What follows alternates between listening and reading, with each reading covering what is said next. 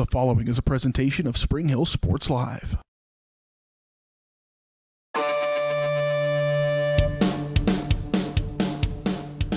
It's time for Spring Hill High School Athletics. On your home for the Broncos, Spring Hill Sports Live. Spring Hill Sports Live is presented by Strode Orthodontics, creating beautiful, healthy smiles. Learn more at StrodeOrtho.com. Also by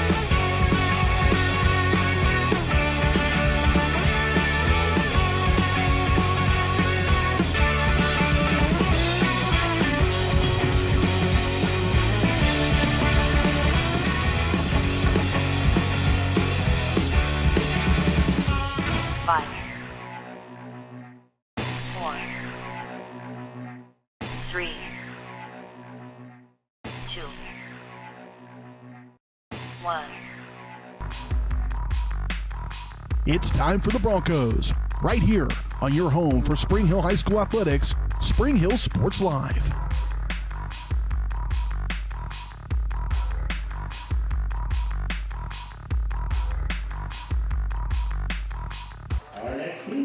And good Friday evening, ladies and gentlemen. Welcome to the weekend and welcome to another night of high school football here on Spring Hill Sports Live as the Spring Hill Broncos make the trek over here to Louisburg to battle the Wildcats.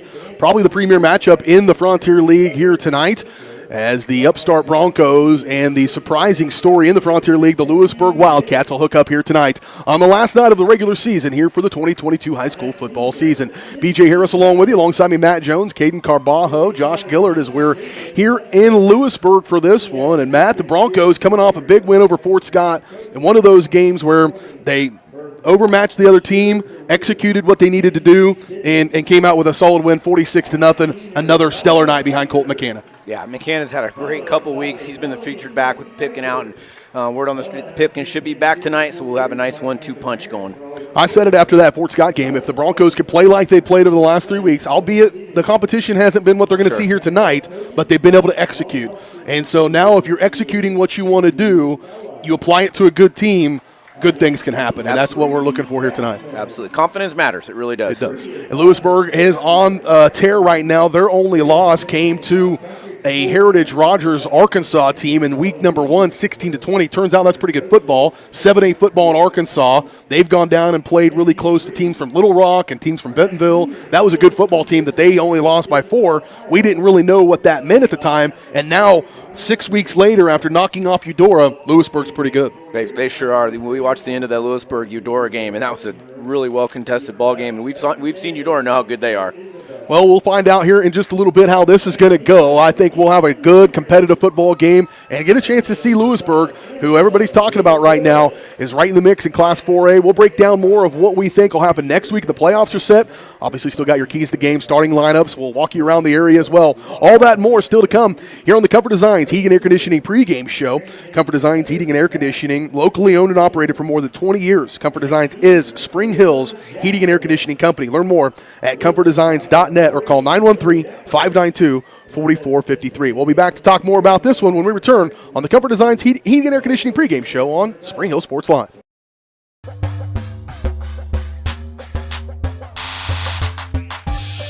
Are you looking for a trusted heating and air conditioning contractor? Look no further than Comfort Designs, Spring Hill's heating and air conditioning company. Comfort Designs Heating and Air has 100% NATE certified technicians who are friendly, knowledgeable, and ready to help.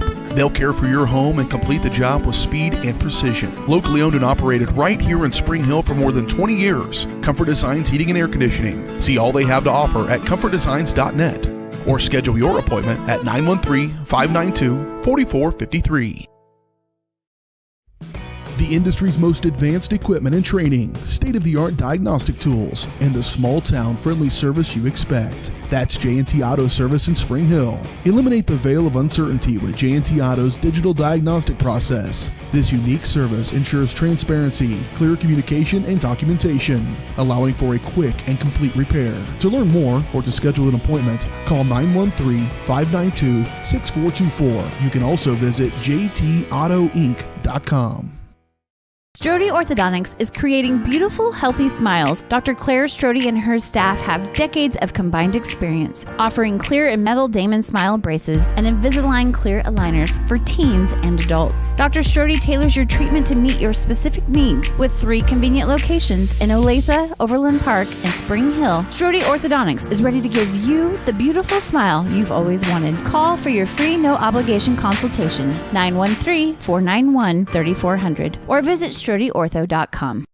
Michael Grant at Farm Bureau Financial Services is a proud supporter of Spring Hill and cheering on the Broncos. At Farm Bureau Financial Services, their number one goal is to protect you and your family. Insurance is complicated and not one size fits all. Michael and his team take pride in the relationship they build with their client members. Let them work with you to customize a plan that protects your livelihood and your future. To learn more, call Michael Grant at Farm Bureau Financial Services 913-592-2336 or visit them at 117 South Main in Spring Hill.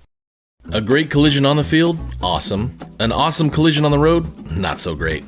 If that bad play does come your way, take your car to Shoemaker Collision and Paint Center. As Kansas City's premier auto collision repair center, they work on all makes and models, even RV, marine, aviation, motorcycles, and more. Shoemaker Collision offers free estimates and loaners, plus they will work with all insurance companies. Get your ride back in the game. Learn more at shoemakercollision.com or call 913-592-0095.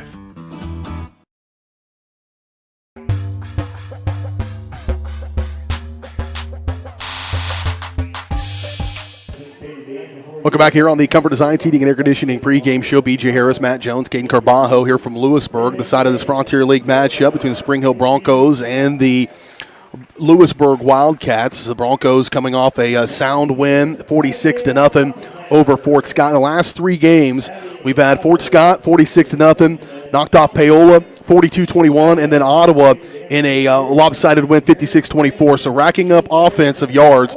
And Matt, as we kind of start working our way towards kickoff in this one, we already talked about Colton McKenna, but it's establishing that run for the Broncos. It's allowed them to be so more efficient offensively. Oh, absolutely. Their running game has been their bread and butter all year. And finally, the last 2 weeks, they've started to break some big runs, have some big gains, and we need to see that again tonight. They're going to struggle a little bit more to just work down the field. They're going to have to pop a couple big ones to be able to exploit Louisburg. Passing game was, they didn't throw the ball a lot last week against Fort Scott. They didn't have to, did the Broncos. Tyson Beshore, 3 of 6 for 27 yards and an interception. So, that tells you pretty much how the passing game, and you're still able to rack up 46 points. That's just a pretty good all the way around. And then last week we saw some guys get in there and get some more playing time. And that's the other thing that we talked a lot on the broadcast last week was the development of that younger class and all these extra quarters they're getting here on varsity nights because we're beating teams so well here over the last 3 weeks. Oh, that's huge. It's just experience under the lights, and it gets some of that nervous energy out going into their junior and senior years, and that you just can't take that away. Task at hand tonight will be this Louisburg team, again, really handily taking care of business. Since that overtime game against Eudora 3 weeks ago, 28-27, this Louisburg team has not been scored on, and they've scored 49 and 40. They're outscoring opponents in the last 2 games, including a Tonganoxie team that's a common opponent with the Broncos and did not go well with the Broncos when they played Tonganoxie. That's probably the one score that I look at and go, oh no, what are we in for? But I do know this is a different Bronco team than they saw Tongi a few weeks ago. Oh, absolutely. You beat me to it. The Broncos were on their way to having a comfortable victory over the Chieftains. Yeah. And I think we would both agree some things didn't go their way. There was some inexperience that came into play. Tonganoxie played really well. Tonganoxie had just a little more fight in them at the end. But this is a completely different Bronco team. They've cleared up a lot of those mistakes. They've gotten a lot more confident since then. And taking away that big play and making sure that stays in front of them. That's been a big piece of the last few weeks, and I think that's going to be crucial here tonight as well. Absolutely. Let's take a look around the area with our area matchups brought to you by Elliott Insurance Group. At Elliott, they believe in building strong relationships with their clients and their community is the best way to serve them, with offices throughout the area and online at ElliottInsuranceGroup.com. Well, we're kind of starting to watch the playoff scene just a little bit. What other area matchups do you got? And we'll break down 5A as well. Well, in the Frontier League, we have Wellsville at Baldwin, Eudora over at Paola, Bonner Springs at Schlegel, Ottawa at Tonganoxie, and a couple 5A matchups that are relevant. DeSoto, who's the number 2 seed in 5A East, is playing Basehor-Linwood. That's kind of a rivalry they've established. And Leavenworth at Shawnee Heights. Again, those teams are all kind of in the mix, and the 3 to 8 region in the 5A East is just kind of a muddled mess. It is. And then the Broncos, with a win here, I think could finish as high as 4. Looking at the evaluation that I kind of did, and a loss here, they could finish as low as 9th. So you're looking at a number 4 seed going into the thing and hosting 1 and maybe 2 games to being a 9 seed being on the road this next week. So that's we may be hosting Shawnee Heights, could be at Shawnee Heights. That's one of the scenarios I kind of worked up. And then if you win this game, then suddenly things become a little easier for you. I think you start looking at Lansing or Leavenworth or possibly Topeka West. I also think there's a chance of a rematch with Blue Valley Southwest, depending on how things go here. They will likely lose. Blue Valley Southwest, they would finish then at 3 and 5. And would stay down below there. They're certainly not going to win, but the Broncos will be 4 and 4. There will be 2 teams at 4 and 4. We'll see how this goes out. We'll know maybe a little bit better by the time we get to the postgame show, but certainly we'll know all that tomorrow when Keisha releases that Week 9 matchups. Continue to roll on through the pregame show. When we return, we'll have your keys to the game, starting lineups, and opening kickoff is about 13 minutes away here from Louisburg. It's the Broncos and the Wildcats tonight on Spring Hill Sports Live, presented by Strode Orthodontic.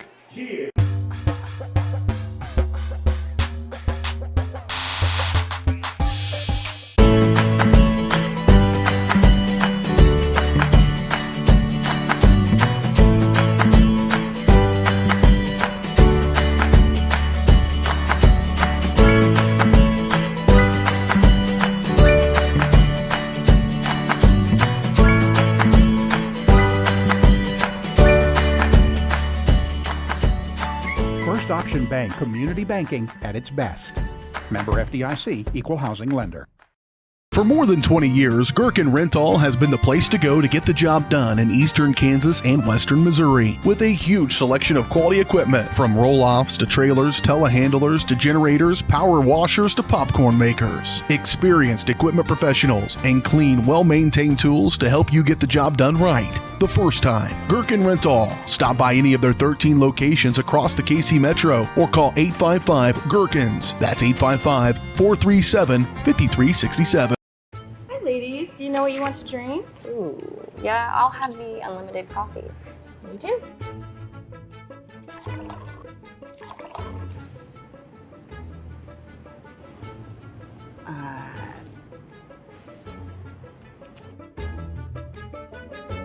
You got some coffee? You know, back in my day, unlimited meant there were no limits. But you mean a Tired of paying for unlimited offers that leave you feeling limited? Experience Limitless with Go Brawley. Your locally owned hometown Allstate agent is Libby Clark, now at her new location in downtown Spring Hill. Libby and her staff are passionate about the people they serve, helping them protect what matters most. With 24-hour customer service and options for online and in-person appointments, the Libby Clark Agency is the small-town agent you've grown to love, with the experience and products you'd expect from an industry-recognized premier agency. Visit them at their new location in downtown Spring Hill, just 1 block off Main on Hale, or call 913-686-6205. Elliott Group is a proud supporter of Spring Hill and USD 230. At Elliott Group, we work, live, and shop in your local communities. Serving Miami and Johnson counties for more than 45 years, Elliott Group understands your needs. As an independent insurance agency, Elliott Group works with numerous carriers to find the coverage that best fits your needs. In Spring Hill, call 913-592-5552 or visit ElliottInsuranceGroup.com. Hi, I'm Dr. Aaron Stowe with Paola Veterinary Clinic. We'd like to thank you for trusting us with the care of your pets and large animals. At Paola Vet Clinic, we're proud to be your hometown vets who know and care about your family. Coming soon, a new location here in Paola in the industrial park with cattle haul-in and boarding and grooming. With 24-hour emergency services and 3 other locations in Louisburg, Drexel, and Martin City, and a team of 11 veterinarians, our commitment to this community makes Paola Vet Clinic the vets you can trust.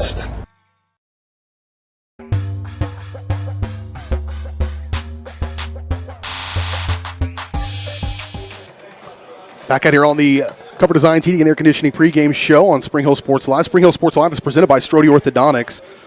Specializing in creating beautiful, healthy smiles, Dr. Claire Strode and her staff are experienced, highly trained, and fully licensed orthodontic specialists with decades of combined experience in the orthodontic field. They've got locations in Spring Hill, Olathe, and Overland Park. Learn more at StrodeOrtho.com. Getting ready for this one, the Broncos and the Wildcats, as the Broncos make the trip over here at 4-3 on the season. They've won 3 straight after a little bit of a rocky start to the season, and the Louisburg Wildcats, one of the bright spots in this area. And Matt, probably a surprise, one under a first-year head coach, albeit a guy who's been on staff for a long time, so a little bit of stability there. But on staff for a long time, you get that head job, and then right out of the gate, 7-1. Absolutely. We were talking before the broadcast. Louisburg struggled last year mightily, so this is a good turnaround for them. I'll give them a lot of credit.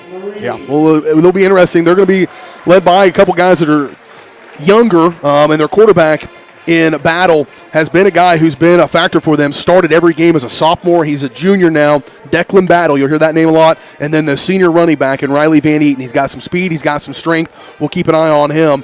They've also, on the defensive side of things, and Louisburg sent guys to Pittsburgh State for a long time. They've sent guys to Kansas State. And the Moore name now at Kansas State, leading tackler at Kansas State, his little brother is the linebacker here, Austin Moore is the guy who's at Kansas State killing it, and it'll be nice to see his little brother, see what he's got here. Also safety, Lane Riles has been a factor for them over the last few years. And up front, they've got some experience as well, both offensively and defensively, with some experienced seniors on that front O-line, D-line, which that's the difference for the Broncos. That's a little more inexperienced unit, but very, very talented with lots of opportunities for growth over the next few years. And that front four, getting to the quarterback, getting pressure, will be something we'll look for tonight as well. As well as some other things, I assume, as you've got some keys to the game. Keys to the game are brought to you by Amy Kelly Homes of Reese Nichols Real Estate. The key to finding your dream home is having someone who makes you already feel at home. Key in at amykelly.reesenichols.com. We're kind of getting to that point in the season. It gets a little redundant on what is the key to the game, but you still got to execute it. What are a few of those things you're thinking? Well, they've done so much better stopping the big play, but they haven't seen a team like this in a few weeks. So that's one thing they definitely have to focus on, stopping the big play, keeping the receivers in front of them, making those open field tackles. And offensively, it's the exact opposite. They got to have some big plays. The lights went off in the press box. Spooky. It is Halloween season, so things are getting spooky here in the press box. My cue to stop talking. Yeah, that's what I do. I have a light over here. When I'm ready for you to be done, I just flip the switch off. Well, those are your keys to the game, brought to you by Amy Kelly of Reese Nichols Real Estate. The Broncos and the Wildcats. And Spring Hill has had a propensity over the last few years in games like this to keep it close and have a chance to win late. And that's what we're looking for here tonight against this Louisburg team. We're just about 6 minutes away from kickoff in this. We'll step away, take one more quick break. When we come back, we've got your starting lineups and then opening kickoff right after this on Spring Hill Sports Live.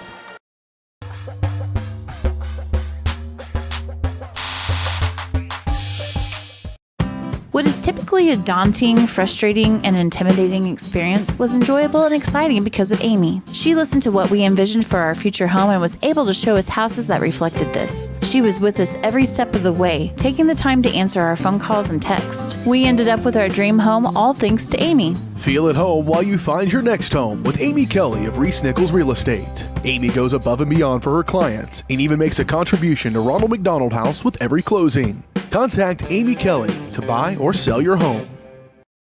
Massage is more than relaxation. Apex Massage Therapy can go beyond with targeted work for headaches and sinuses, myofascial releases, trigger point therapy, neuromuscular therapy, reflexology, cupping, and hot stones. Kylie's hands go right to the problem areas and work out all the issues. She is certified in prenatal massages, oncology, lymphatic drainage, pre- and post-surgery massages, and she can also work on minors and athletes. For openings and specials, like and follow Apex MT on Facebook. Up your lawn care game at Hers Inc. in Spring Hill. We have one of the area's largest and most diverse selections of lawnmowers, including top brands like Altos, Bobcat, Gravely, Dixie Chopper, and Red Max. Quality built machines for any size job. And when you get your mower at Hers, we offer full service and repairs covered by your warranty. From the backyard to the back 40, the all-star lineup of mowers at Hers will make you the captain of the lawn. See the full lineup at hersinc.net. Call 913-247-3530 or just stop on by. At Olathe Health, we perform cutting-edge surgical procedures. Because changing lives with innovative care drives us, one patient at a time. Olathe Health. Advanced healthcare. Advancing lives. If you're off your game because of pain or injury, turn to Olathe Health, because orthopedics is our game. Joint repair and replacement, chronic conditions and injuries, hand surgery, sports medicine. Make an appointment today. Whether you're trying to make the most of the next harvest, navigating a changing business landscape, or planning for the next chapter in your life, the professionals at Prime Accounting Solutions are here to help. With 10 locations, Prime Accounting offers convenient, friendly accounting and tax services at a fair price. Payroll, bookkeeping, business planning, personal tax filing, and more. And now Prime is the place to go for insurance. Bronco fans can find us at 408 North Webster in Spring Hill or call 913-592-2050. To find a location near you, go to primeaccounting.net.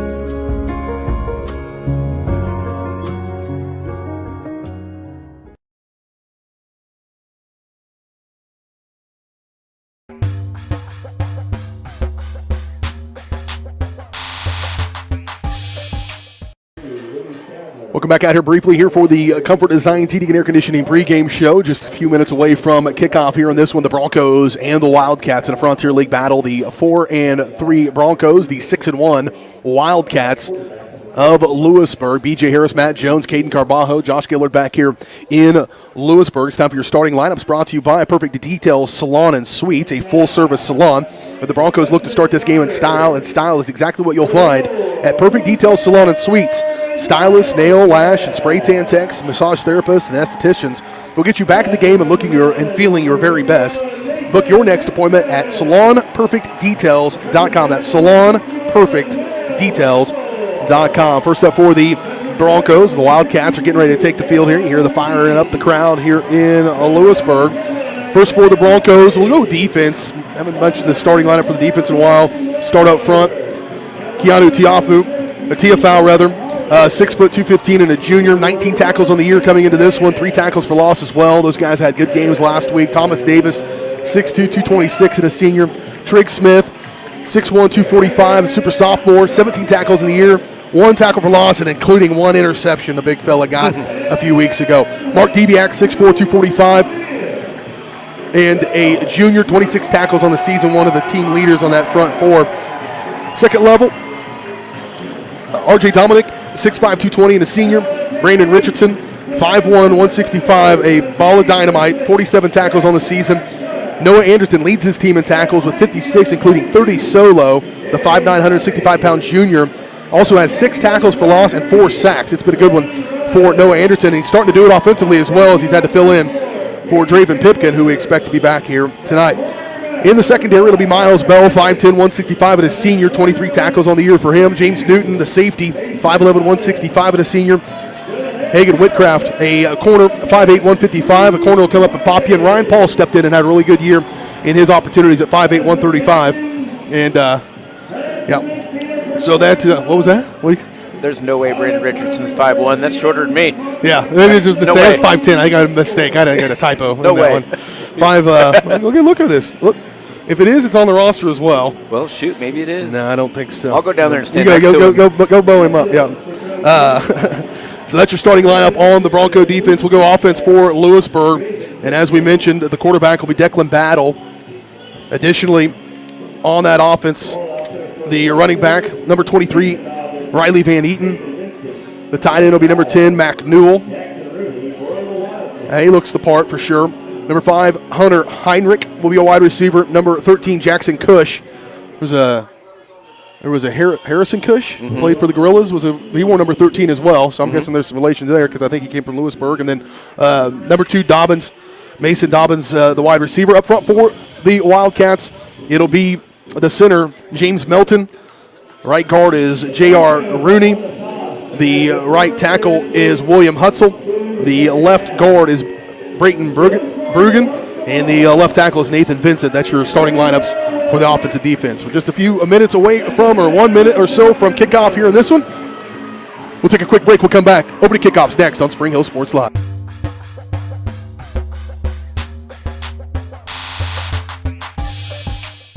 Rain Dance Studios is the area's newest dance studio with professionally trained staff, a brand new facility, and classes for every dance and tumbling level. Rain Dance Studios is everything you never knew you needed in a dance family. With an emphasis on customer experience, exquisite dance technique, and dancer confidence, Rain is the dance studio for every aspiring dancer. Come join Spring Hill's premier dance experience and get the royal treatment. Schedule a free 2-week trial by visiting raindancestudios.com.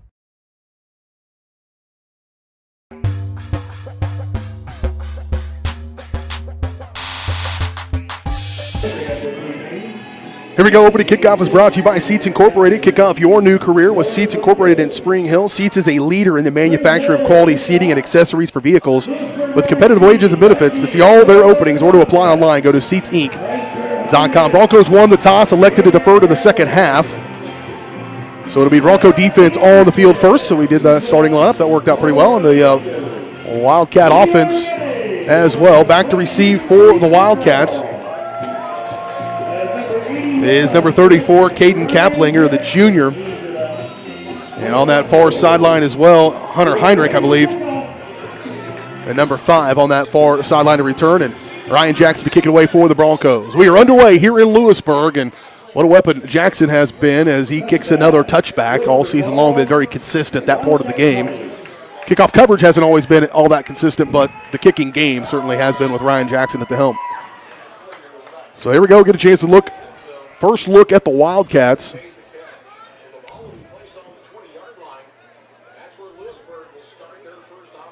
So Broncos on defense.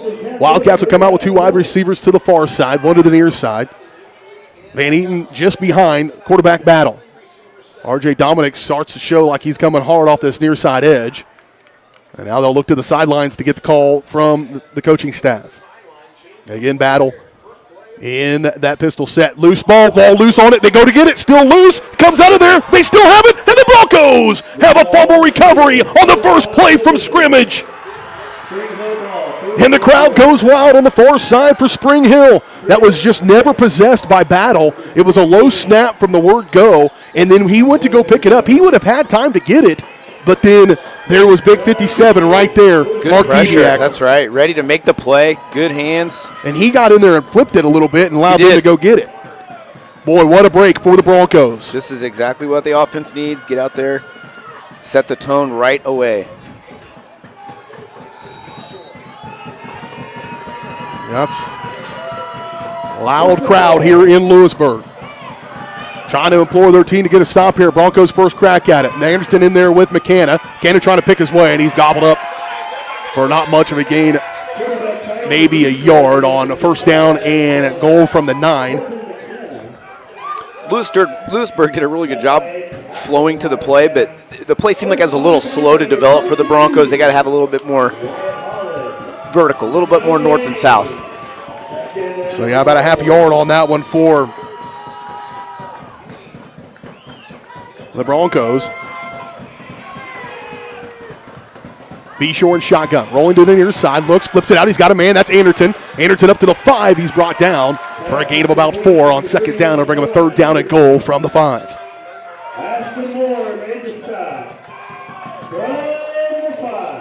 And so completed out there. Anderson working it in the passing game. He'll pick up 4 yards, and it's third down and goal. Well, the Broncos, with their ability to kick, you feel like you probably got 3 here no matter what, but you want more. What do the Broncos have drawn up here on third down and goal from the 5, just outside the 5? That's one of the few times on second down they've gone away from the run. I like that play call. It's got to keep Louisburg honest. McKenna behind B-Shore. They'll just hand it. Straight dive. McKenna trying to pick his way. They feel in a hurry. And they'll pull him down. Man, what a nice job defensively there for the Wildcats. Coming in to fill that hole was number 32, Russell Wiseman, the sophomore. He's a good-looking sophomore. Yeah, that was some great penetration by Louisburg. Moving forward, the Broncos are going to have to do a little bit of misdirection with that. They're going to have to catch the Wildcats being aggressive. So Ryan Jackson will come on to kick it. What will be a 24-yard field goal from the middle of the field. Snaps back, holds down, kick is on its way. It's got it up, and it is good. The Broncos will strike first here on the opening drive, taking advantage of a Wildcat turnover on play number 1. Wildcat offense is back out there when we return in 1 minute on Spring Hill Sports Live.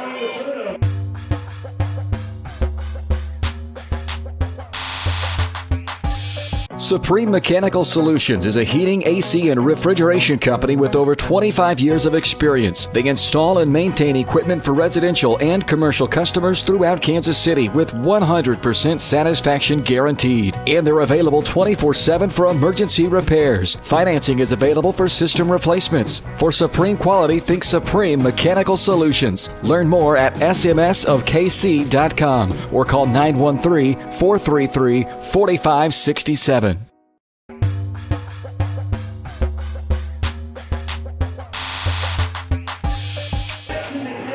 Well, Broncos strike first. Had a really good opportunity to get 7. They settle for 3. They'll take it. Well, points are points, especially when you don't expect them. And, that was set up by the excellent touchback. Yeah, easy, early success. You'll take it any way you can, especially on the road.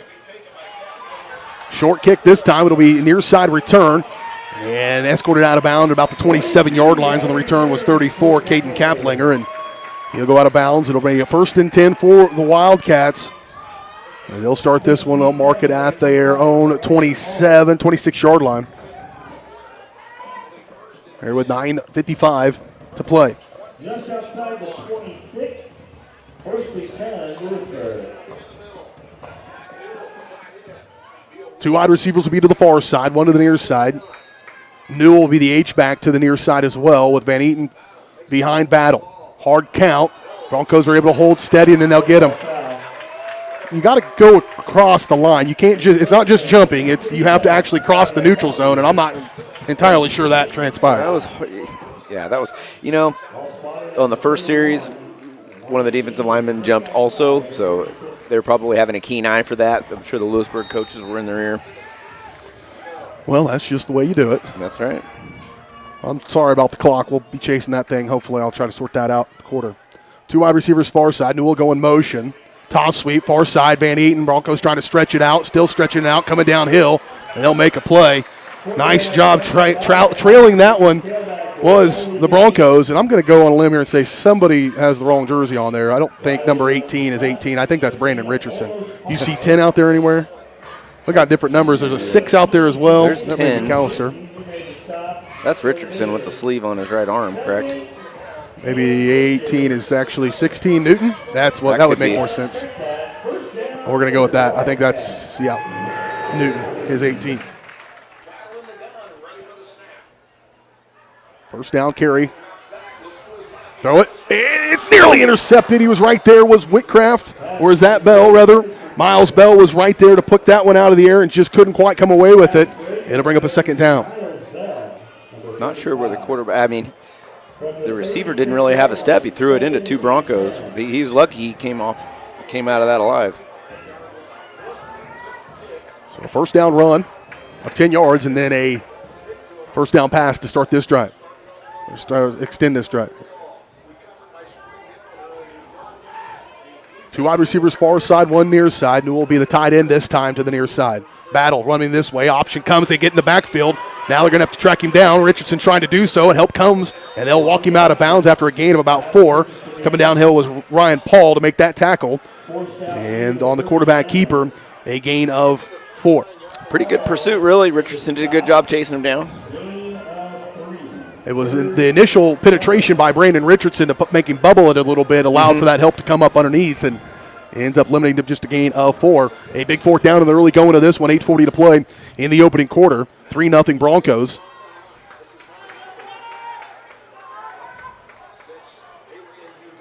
Two wide receivers near side, 1 to the far side.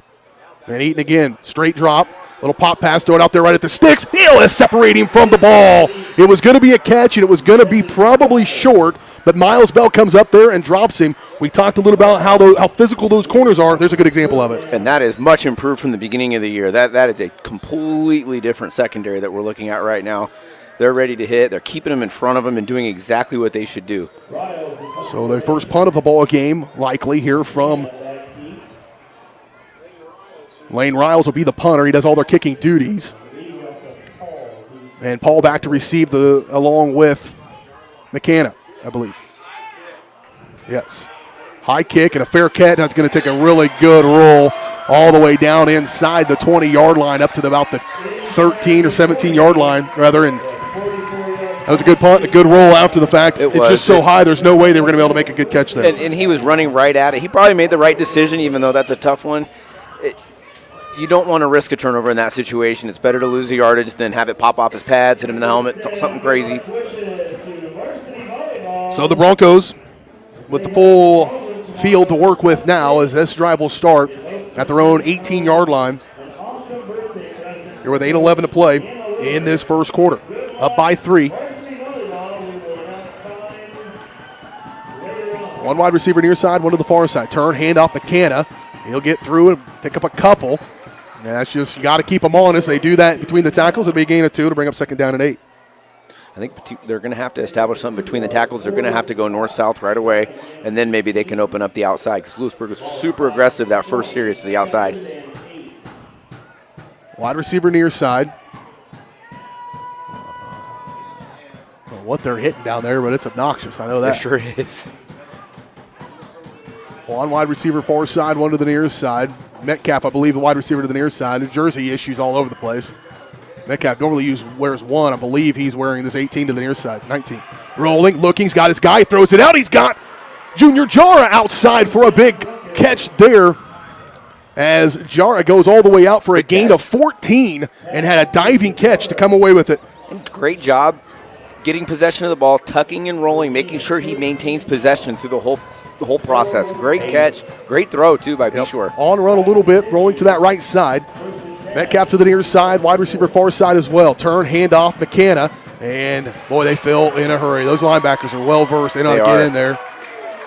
And coming up and filling that hole right away again, number 34 for them this time. It was Caden Kaplinger to come up and make that hit. And they can flat get to you. That interior running game is going to be tough. You can tell already here with these guys. But you're right. You got to keep doing it to keep them honest and then maybe pop something to the outside. That passing game was open a moment ago. Well, this is where things like a screen come in or, like we saw earlier, the running back out of the backfield, things to keep them honest. Go ahead. 2 to the near side, 2 to the far side. Straight drop now looking to the middle of the field. Screen pass, trying to set it up. They'll throw it out there. McKenna was never able to get clear of that. Well played by the defense. Yeah, just too much trash there in that. It never did feel like that was going to get set up. Some people stayed home on that D-line. That'll throw it off every time, too. So it will be a 3rd down and long after the first down pickup on the completion to Jara. And now the Broncos faced with a 3rd down and 10. They weren't great on 3rd down last week. They've been okay throughout this year. They were just 33% last week. 5 of 12 on 3rd down. Got to have time. Pressure coming. Beshore flushed. He throws it to the ground. A penalty flag comes in as well. They're going to call that a fumble. If they call that a fumble, that's a problem because he did try to throw that. Whether his arm got up high enough, I don't know what the rules are necessarily on that. Who recovered it? Has there been an indication of who recovered that ball? No. The holding's the penalty, but they have yet to indicate who has the football. They're going to say, I believe Spring Hill recovered it, which would be big.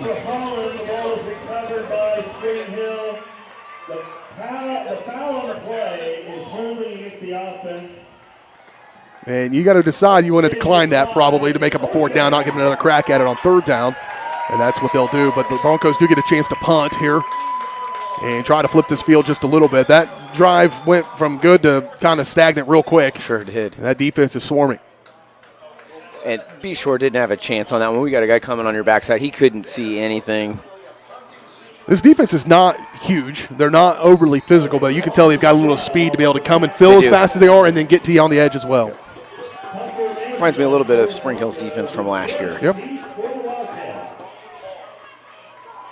So punt it away here will Royal. They're going to bring a little bit of pressure. They'll get a boot into it. Good kick by Carson Royal. It will be fielded at the 40. Trying to go back. Good open field tackle. Just a return of 5 yards. It looked like he had some running room and brought down in the open field by number 6, Kelson McAllister. And that's where the Wildcats will start this drive.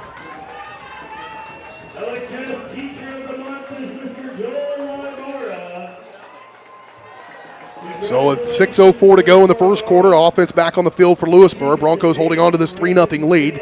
They scored on their first possession after the Wildcats fumbled on the first time they touched the football. And now Louisburg back out there. At the 45-yard line. Turn, handoff, Van Eaton. Hit. Initially had somebody get a hold of him, then able to keep his feet driving for another yard or so. It's a gain of 5 on first down. Good search by the Louisburg offensive line. Got that yardage for him. So a gain of 5 for Van Eaton will bring up a 2nd down and 5. 5:40 to go here in this opening quarter. Wide receiver to the far side, 2 to the near side. Cush is in the slot. Newell will be the H-back just to the right of Battle. Van Eaton behind him. Turn, hand, Van Eaton trying to bounce. Here comes Brandon Richardson. He's not going to let you mess around the line of scrimmage very long before he's able to track you down, bring him down. Nice job of that far side, keeping that contained. Much better job. Defensive linemen stood their offensive counterpart up, let the linebackers make the play. And so that will bring up a 3rd down and a long 5. They may have even lost a yard on that play. And it will be a loss of 1 officially because it'll bring up 3rd down and 6. Richardson's going to have to leave the field. That's not ideal. And McAllister will come in for him. Not sure what it is, perhaps blood or something. They're working on Brandon Richardson's right leg as he leaves the field. It's like they're wrapping something or rewrapping or taping. 3rd down and 6. Straight drop for Battle. Looks out there. He's got his man. He's got Cush. And he will have the first down. It'll be just enough as he picks up 7. He needed 6. He gets 7. Good play there by the Wildcats. Yeah, good pitch and catch. Again, good job by the Broncos keeping the receiver in front of him while he got the first down. You know, they avoided the big play. So to move the chains for the Wildcats. And bring up 1st down and 10 inside Bronco territory at the 44-yard line. Wide receiver near side. That is Hunter Heinrich, 1 to the far side. I formation with the fullback is Moore. Straight drop now rolling, looking outside. He's got a man. He just can't put it on Moore. They bring the fullback in. The first time he's been in, run him out into the flat. A good play call, just not executed. Oh, great play call. Now the coaches know that they need to discuss that with the defense when they come off the field and make sure they know who's supposed to have that guy. Usually it would be an outside linebacker. And I did not look to see if Richardson got back on. Perhaps that would have been his guy. And if he was not on, then that was a real good play call to take advantage of his absence. Richardson's back on now. So, they passed a couple times on 1st down. Not afraid to do that. Turn, handoff, Van Eaton. Good hard runner. Yeah, able to drag people. I asked their broadcaster, Larry, is he strong or fast? He said, yep. Yep, so he sure is. That works out. And so it'll be a run for Van Eaton of 5 yards. Seems to be about 4, actually. And it will bring up another 3rd down. 3rd down and 5 for the Wildcats from just inside the 40-yard line. Wide receiver far side, 1 near side.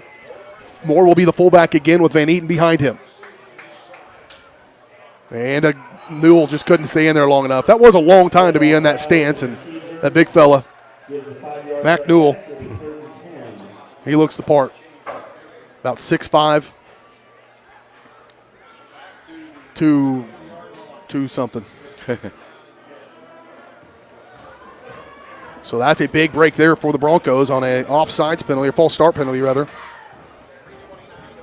And I'll tell you right now, if the Broncos can keep them out here and get off the field on this 3rd down and go into even the first quarter up by 3 or perhaps 10, they're going to feel real good about how things are going over here on the other side of Miami County. 1 to the far side, 2 to the near side. Newell will be the H-back again with Van Eaton just behind Battle on that pistol set. Straight drop, looks left, not open. Goes to the second one, just heaves one down the sideline, little wheel route. Holy mackerel. No, did not catch it. He just at the very end, man, he almost pulled that one in. That would have been very impressive, but just doesn't. And Ryan Paul's there to pick it up off the ground, thankfully. That's the only way we knew that it was incomplete was when he grabbed it. That's a big break for the Broncos. It was almost a big play for the Wildcats, and another punt forthcoming perhaps. This is prime fake area, early in the game perhaps, but When he bonus, that last play was pretty well covered by Paul. He was right there. It was perfectly thrown, and the receiver just accelerated right underneath it. So McKenna and Paul back to return this one. The punter, low snap, still low. He's going to be able to get it away, I believe, with Riles, just barely, and he still gets a nice punt into it. McKenna's got a decision to make. He'll get it, make the first guy miss, make the second guy miss at the 20, and knock that out of bounds at the 25-yard line. Penalty flag marked at the 32, and we'll see what that is, but McKenna able to make something happen out of nothing, as that was a interesting play all the way around. It sure was. It was actually a really good punt considering. And so that's likely against the Broncos on the return.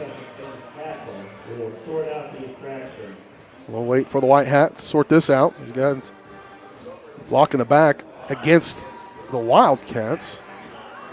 Maybe one of the gunners must have. Yeah, it's a unique call against the receiving team, or the kicking team. But this will be just better for the Broncos. So they're able to get that stop on third down, Matt. Now they're going to get a little extra yardage to tack on here. Have good field position to start this drive with 2:52 to go in the first quarter. You go poke one in here, you start to put a little bit of that doubt perhaps in the Wildcats. And they haven't felt that for a while since week one. So this is a really important drive here to set the tone for the rest of the half. So they will move it all the way out. The Broncos will start this one at the 37-yard line. Here with 2:52 to go in the first. Turn handoff, McKenna's first big push up the front. Able to come in there, and Moore drops him dead to rights as soon as he made contact, but it was still a gain of 4 for McKenna. He sure did. When they collided, that was two beasts just instant stoppage. Locking horns. McKenna made a great cut on there to make that happen, though. McKenna will be just to the right. We should note Draven Pipkin in street close, not available tonight. No Anderton in that fullback spot now. Turn handoff again. McKenna, good hard run on second down. He'll dive forward. He'll be about a yard shy of a first down. Across the 45 up to the 46-yard line. It'll be 3rd down and 1. You know, I always noticed about McKenna, he does a good job when he gets into the clutter in the middle. He always takes his other hand and he covers up the football. 3rd down and 1. Need to get this one.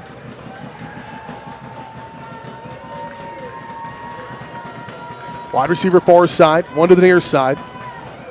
Running backs to either side of quarterback Tyson Beshore. Calls for the snap. Want to get a cheap one, didn't. D-line holds.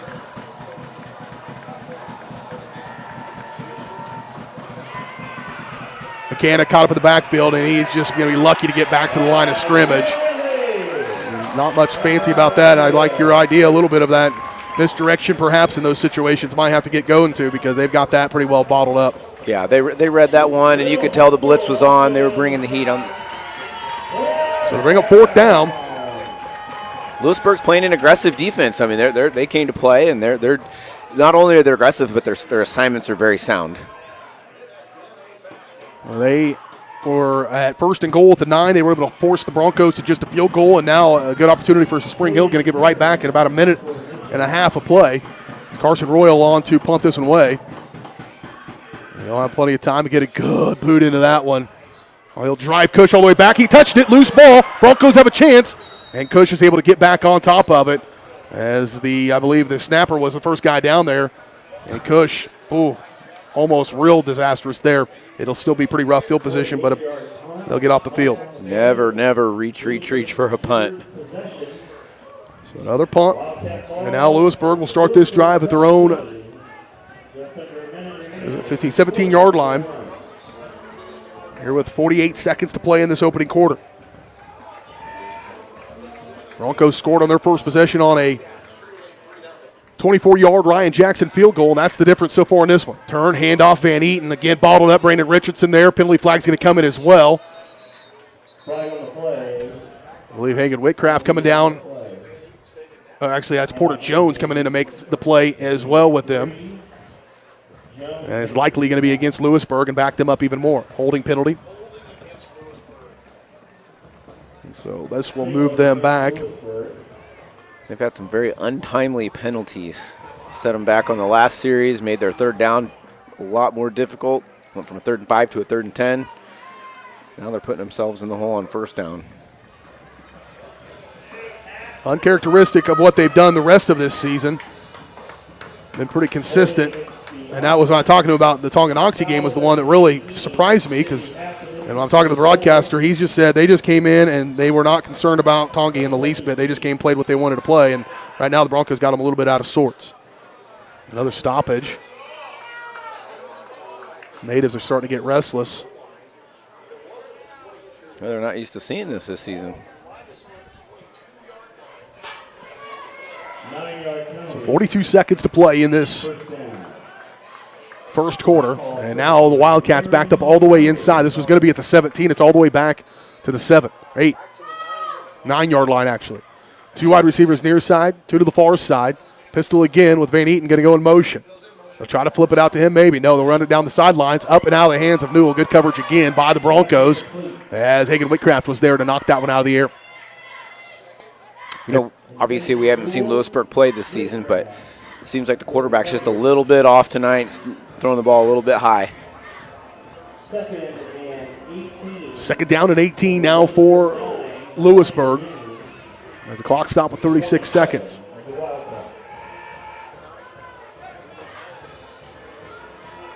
That balanced set, Newell will be split out this time in the slot. And they'll send Van Eaton in motion once again. Pressure coming. R.J. Dominic too tight. Now they'll get to him. Battle's going to go down in the backfield. Brought down by Noah Anderton. R.J. Dominic gave the first pressure, and then Anderton came and cleaned it up from that linebacker spot. It's 3rd down and a country mile, and a sack for Noah Anderton. And Anderton gets the credit on that one on the stat sheet, but R.J. Dominic's the one that made that happen. He's the one that slowed him down just enough for Anderton to come down there and finish the play. Well, Wildcats may let this clock wind down and go play a different quarter on the other side of the field. We'll see what they decide to do here. They've got an opportunity to let it wind down. 2 seconds. And now no seconds. They were going to try to get somebody off sides. It'll be 3rd down a long way when we return for the Wildcats. Backed up at the goal line, the shadow of their own goalpost. When we return in 1 minute on your home for Spring Hill High School Athletics, Spring Hill Sports Live.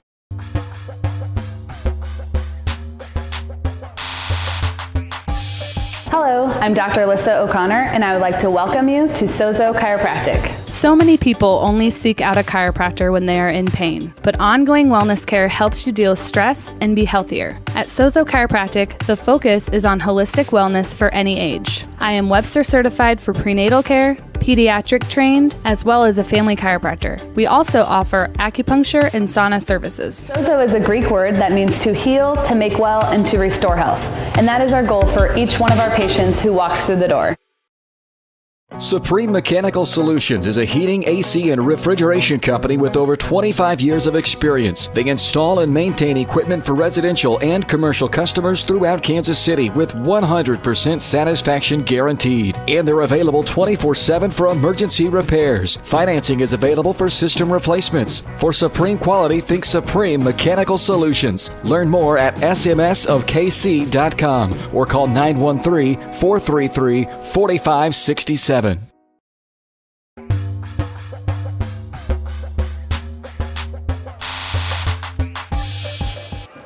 It's 3rd down and a long way for the Wildcats inside their own 5-yard line. Turn, handoff, trying to keep it conservative and able to make a good, sure tackle there. If that gets past that linebacker, he might have enough, but able to very good tackling. As I think James Newton came in to make that one along with Anderton. It'll be a 4th down and another punting, this time inside their goal line where they'll be punting this one. This is a spot for a good return from the Broncos. Set the offense up, take some pressure off of them. So Spring Hill should have good field position at the end of this play. We'll see. Lane Riles, the punter. just about 3 yards off the end line. Oh, boy. Trigg Smith was almost there. Fair caught by by Ryan Paul, just outside the 45-yard line. But, again, very good field position for the Broncos. Got to take advantage of it, though. This Wildcat defense has been stout. We got ourselves a little bit of a defensive battle. This is where we need to see some misdirection. We've talked about that a couple times. Or the screen didn't work the first time. That didn't mean it's not going to work again. That's something that we could also see. Maybe not on a first down, but if they find themselves behind the sticks a little bit, I wouldn't mind seeing a screen. Maybe a little something more to the outside instead of straight in front.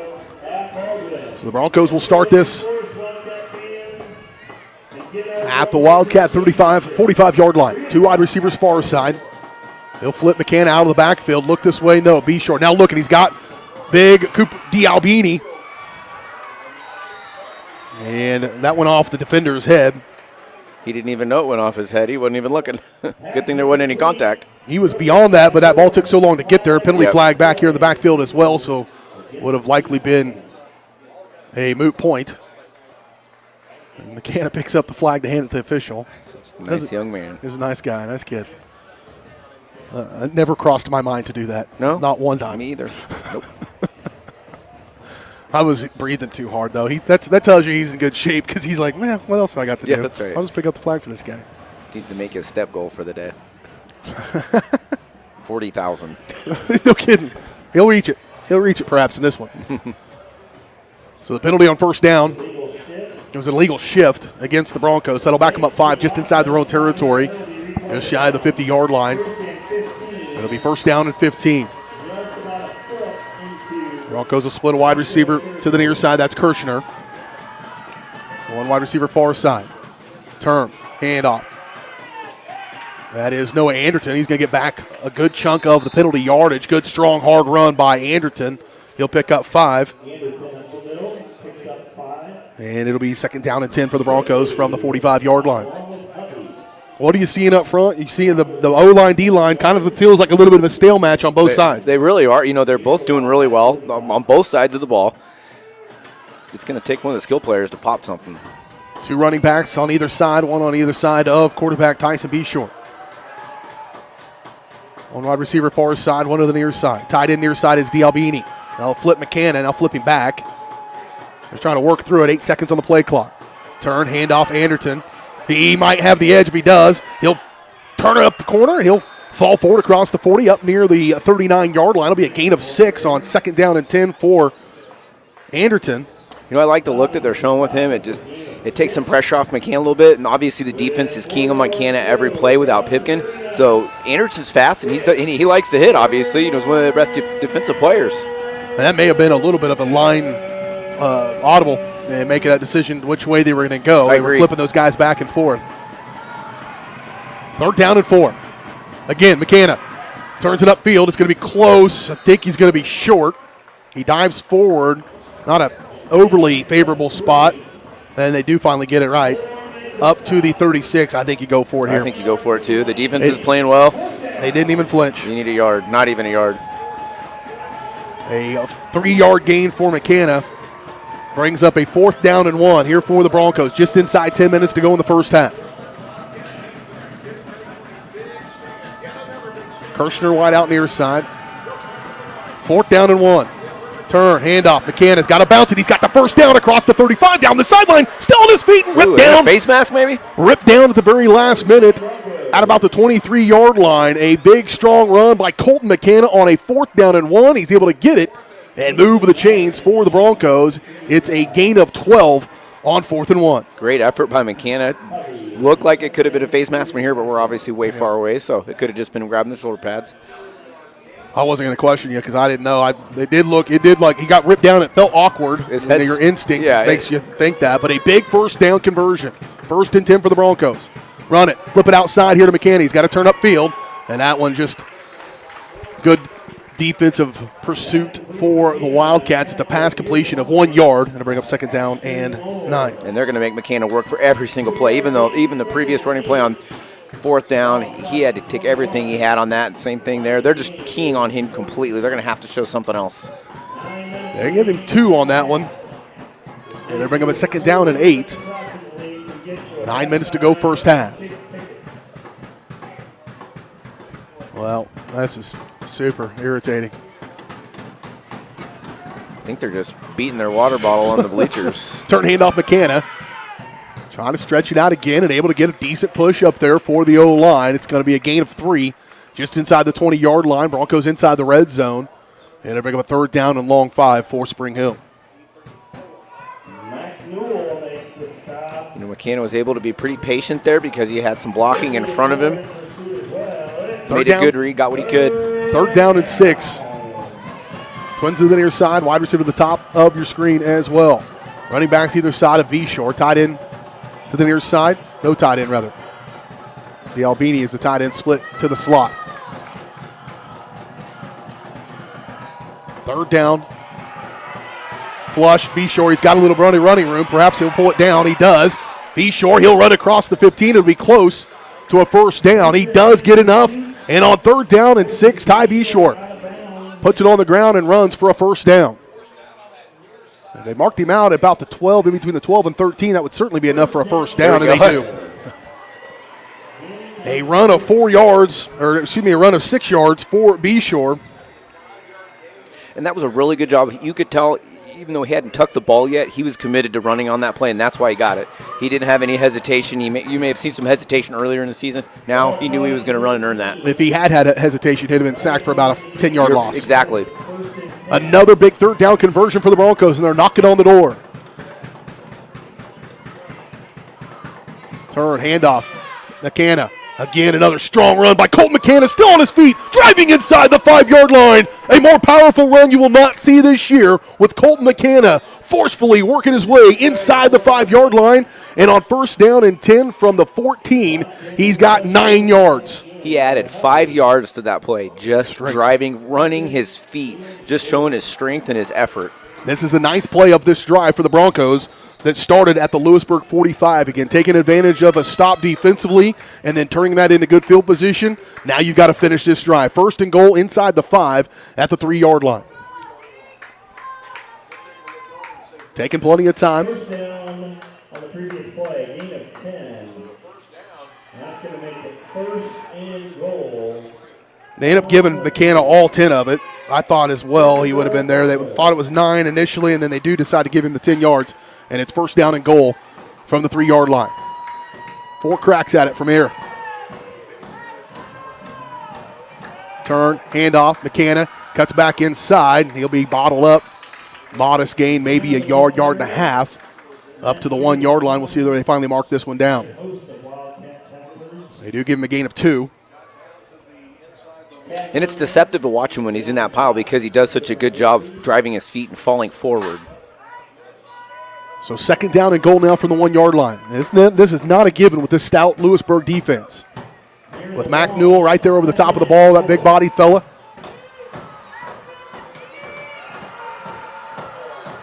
Turn, handoff, McKenna plunges in. Touchdown, Broncos! A 1-yard touchdown run on the 10th play of the drive for Colt McKenna. His 14th touchdown in the last 4 games, and the Broncos lead 9-0 here on the road at Louisburg. The biggest thing we didn't see were mistakes that set them back. You know, they had positive yardage, they had some clutch conversions, and they didn't do anything silly, no silly penalties. And instead, it's been the mistakes of the Wildcats that have given the Broncos the opportunities that they have now taken advantage of. And it will be a kick for Ryan Jackson. Snaps back, holds down, kick is on its way, and this is wobbly and sideways and good. Doesn't have to be pretty, it just has to go through. That's right, we'll take it. Broncos lead it by 10, 6:33 to go first half. We're back in 30 seconds on Spring Hill Sports Live.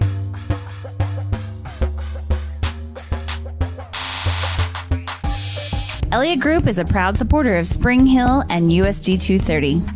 At Elliott Group, we work, live, and shop in your local communities. Serving Miami and Johnson counties for more than 45 years, Elliott Group understands your needs. As an independent insurance agency, Elliott Group works with numerous carriers to find the coverage that best fits your needs. In Spring Hill, call 913-592-5552 or visit ElliottInsuranceGroup.com.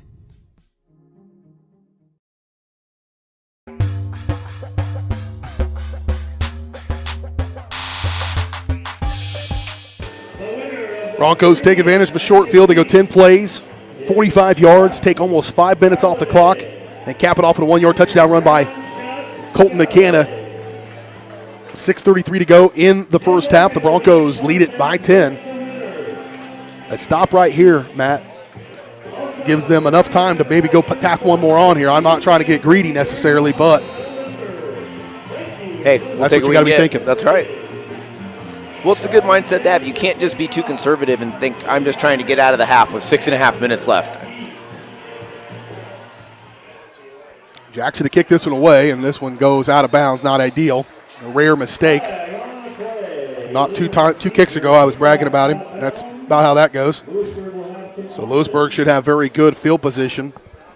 Here's this. We'll start this one at their own 35-yard line. May have them re-kick it, but I doubt it. They'll probably move it up here and have good field position. I'd be surprised if a team would forfeit the 35. Yep.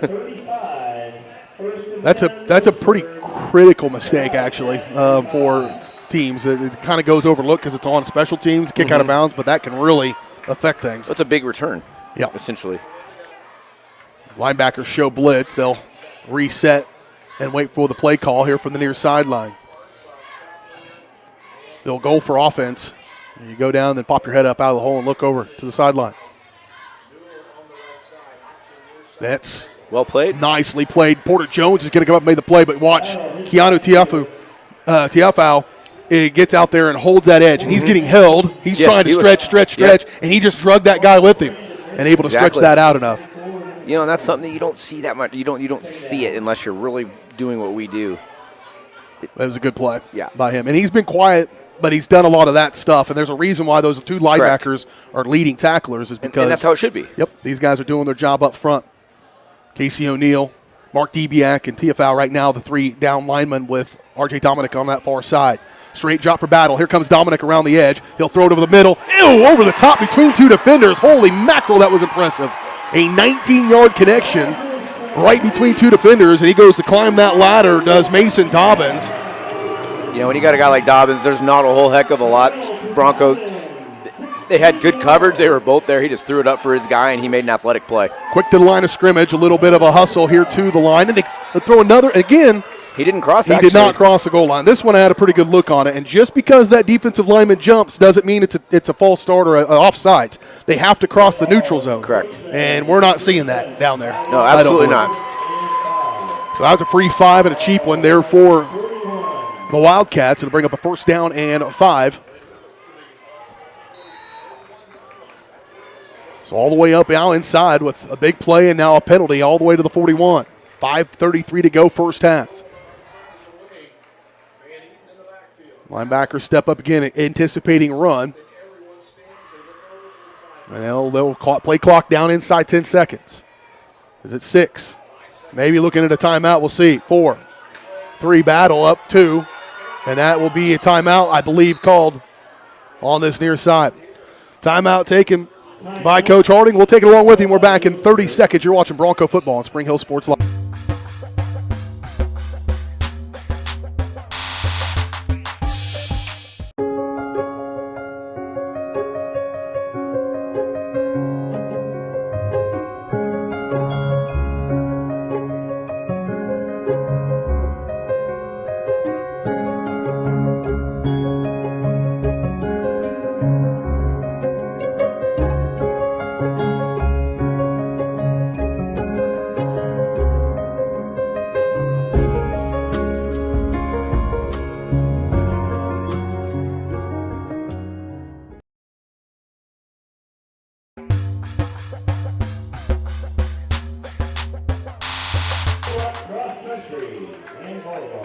First down at 5 from the 41-yard line for the Wildcats. Mule the H back. Van Eaton will get it near side. He's got some running room. Out here, it gets to the edge. Somebody slipped. Now have to escort him out of bounds. Ryan Paul, I believe, or Miles Bell slipped on his way to him, and a big run for Van Eaton, but finally taken out of bounds by Newton, but all the way down to the 20. It's a 21-yard gain on the run by Van Eaton. The first time we've seen them bust that out, and now they're quick tempo again to the line of scrimmage. First and 10 at the 20. Chains aren't set yet. Louisburg did a really good job blocking on the second level on that one. That's what popped it open for him. Well, now they're knocking on the door here, trying to make quick work. This drive started just a minute and a half ago or so. Battle. Got a quick draw right up the middle for the quarterback, and nobody fooled by that. Those linebackers stayed home. And coming up to make the play was Noah Anderton. It'll be a gain of 1 and bring up second down and 10. Straight called quarterback draw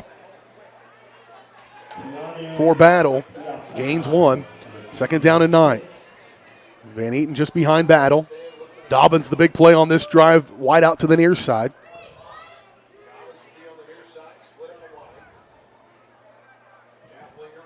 Keplinger is in the slot, and Newell is a tight end or H-back to that far side. Option near side, and Battle not able to read that one. Probably should have kicked it. Absolutely, he should have. Ashton Moore was in there as the fullback, rather not Van Eaton, and he was right there for it. And a gain of just 1 brings up third down and 8. Yeah, he missed his read on that one. You definitely pitch it out when the defensive end comes up like that. Third down and 8, probably 2 down or 4 down territory, if you will, but they probably got 2 more cracks at this one, depending on what the kicking game. They do have a good kicker. Riles has knocked one in from 53 this year. 2 wide receivers near side, 1 to the far side. Straight drop for Battle, rolling near side, being flushed. Casey O'Neill giving some and a catch. It's not going to be a first down by Dobbins. Still a pretty good catch. Real good catch. Their broadcaster said he was having a hard time catching the ball at times. So far, he's had 2 of the best catches I've seen all season. Absolutely. And it was enough for a first down. I wasn't looking at that exactly right, I guess. And it moves the chains on 3rd and 8. It's a gain of about 10. And it's first and goal from the 9-yard line. Wildcats showing why they're one of the top teams in Class 4A. On this drive, trying to respond to a 10-0 hole. Turn, handoff Moore, and it'll be brought by Richardson and brought down. And Ashton Moore, just a sophomore, and already looks like he's knows where the weight room's at and stuff. Second down and goal from the 8, a gain of 1 for Moore.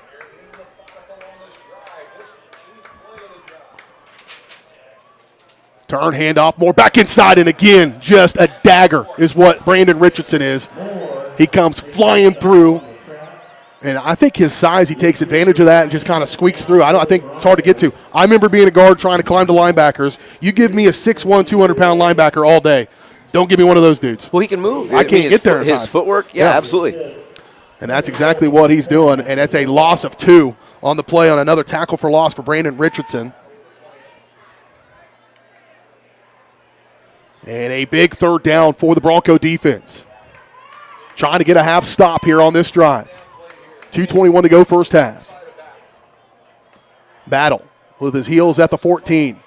Running, far side, bumped it. Trying to get to the edge. Good pressure again by James Newton. He'll bring him down. James Newton using that speed to get to the edge.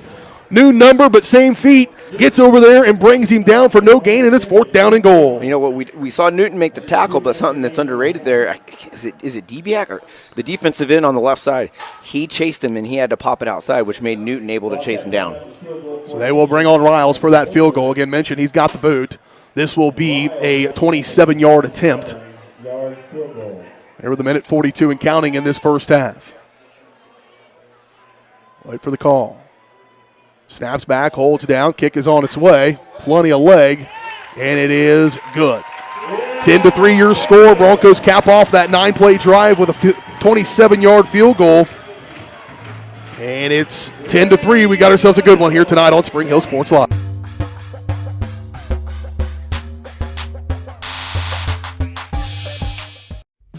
The industry's most advanced equipment and training, state-of-the-art diagnostic tools, and the small-town friendly service you expect. That's J&T Auto Service in Spring Hill. Eliminate the veil of uncertainty with J&T Auto's digital diagnostic process. This unique service ensures transparency, clear communication, and documentation, allowing for a quick and complete repair. To learn more or to schedule an appointment, call 913-592-6424. You can also visit jtautoinc.com.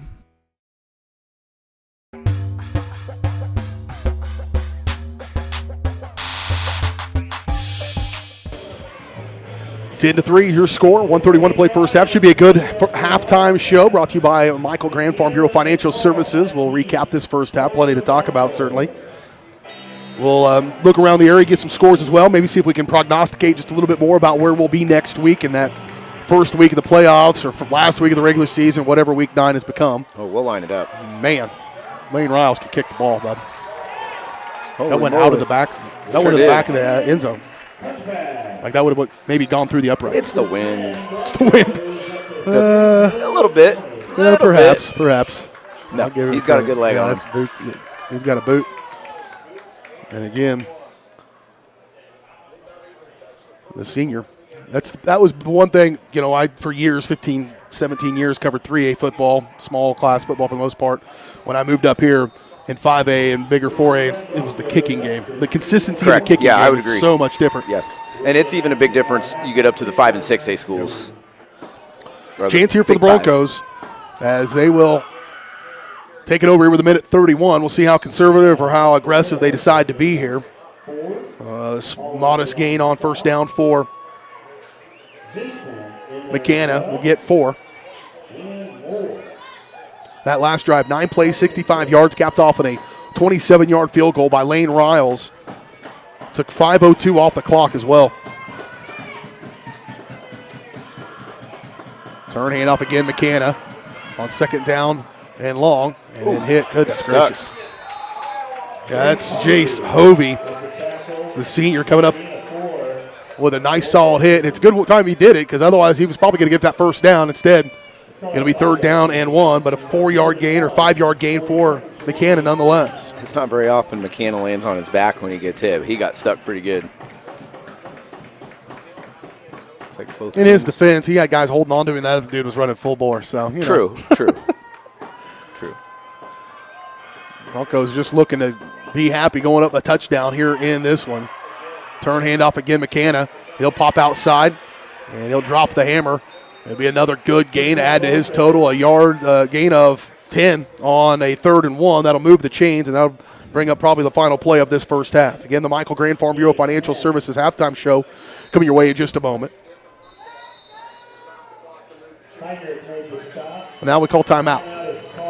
Well, they wasted precious seconds the first few plays, so if you're going to do that, use your timeouts and get up to the line quickly. Well, Broncos take the timeout. We'll keep it right here. Again, next week, we'll figure out exactly where we're at on Saturday, but looking at that, we kind of talked to the win here for the Broncos could put them as high as 4 in 5A. A loss here could put them as low as 9, which would mean a road game against the number 8 seed next week. Or they could be the number 8 seed and play a home game against the number 9 seed. They could be the 6. They could be the 5. They could be the 4. Yeah. So we'll have to work that one out throughout the evening perhaps, and then certainly we'll know tomorrow. Be following up our social media and our broadcast page as well, varsitysportslive.com. You get a chance to see the broadcast and know what's coming up. We're working on basketball schedule stuff, wrestling right around the corner as well, my man. Yep, so, that's right. We're waning moments of the fall has gone by pretty quickly. It has.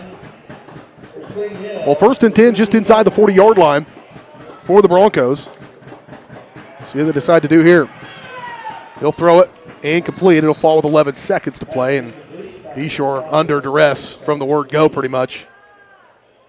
Something they want to avoid is that 8-9 game because on the horizon would be the defending state champs Mill Valley. So Mill Valley is going to be hungry. They lost to Olathe North. They threw 2 interceptions, 2 pick sixes to lose that game to the Eagles. So, wow. And they came out last night and destroyed their opponent. McKenna with seconds remaining, and he runs out of bounds without 7 seconds. He'll pick up a few, maybe 2 yards on that one for McKenna. And stops the clock with 6 seconds left. 3rd down and 7. Well, they took over this drive with minute 31. Those first 2 plays did not get a first down. You ran almost a minute off the clock in those first 2 plays. Broncos do have still 2 timeouts remaining and likely will have those going to the locker room as well.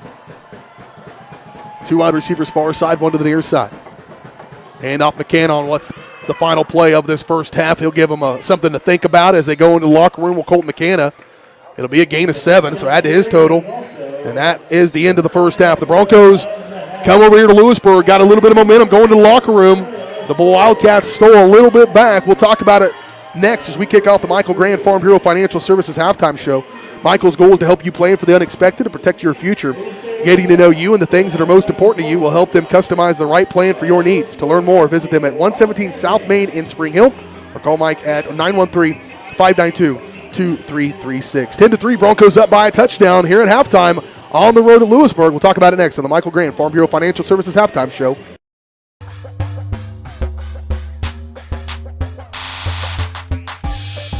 Michael Grant at Farm Bureau Financial Services is a proud supporter of Spring Hill and cheering on the Broncos. At Farm Bureau Financial Services, their number one goal is to protect you and your family. Insurance is complicated and not one size fits all. Michael and his team take pride in the relationship they build with their client members. Let them work with you to customize a plan that protects your livelihood and your future. To learn more, call Michael Grant at Farm Bureau Financial Services 913-592-2336 or visit them at 117 South Main in Spring Hill.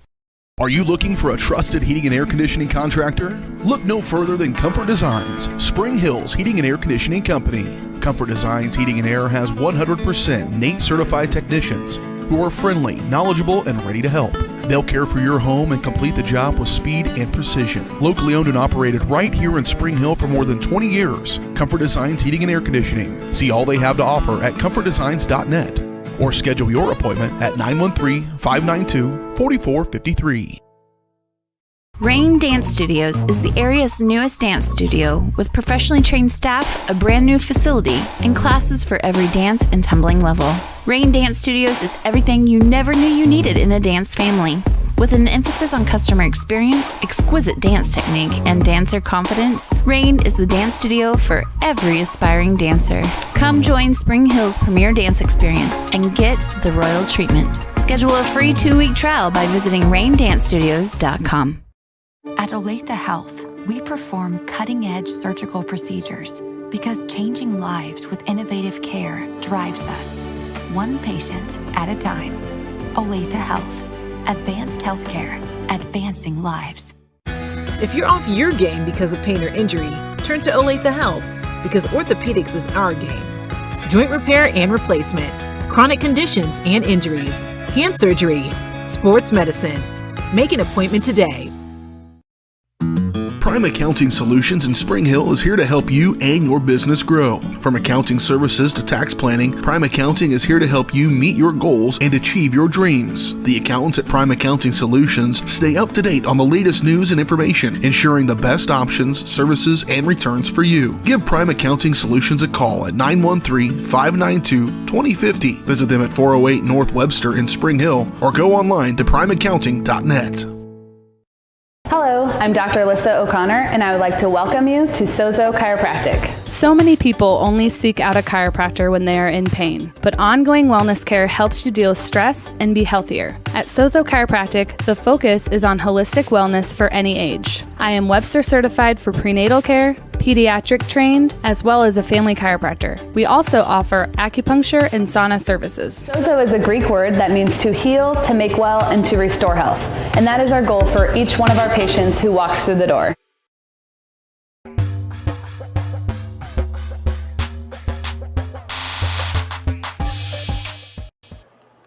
Back out here in Louisburg, Kansas, the home of the Wildcats, as we're in a Frontier League battle here. 10-3 at the halftime break. The Broncos lead by 7. Let's talk about how we got to where we are as we look on to the Wildcat marching band. They take band pretty serious over here. We know the Broncos do. Wildcats do as well. They've got a nice, strong group out there performing here at halftime. Here's how we got to where we are, and it started with a lot of drama right off the bat, did this one. The Broncos will get the ball to come out in the second half as well. Another reason why a little frustration, not so much aggressiveness there late. If you go down and get 3, come out of the locker room, get the ball back, But here's how we got to where we are right now. Louisburg would get the ball to begin this. They'd start at their own 20 with a touchback kick by Ryan Jackson. Very first play from scrimmage. Rolls out of the center's hands, basically right between the quarterback. He's not able to grab it.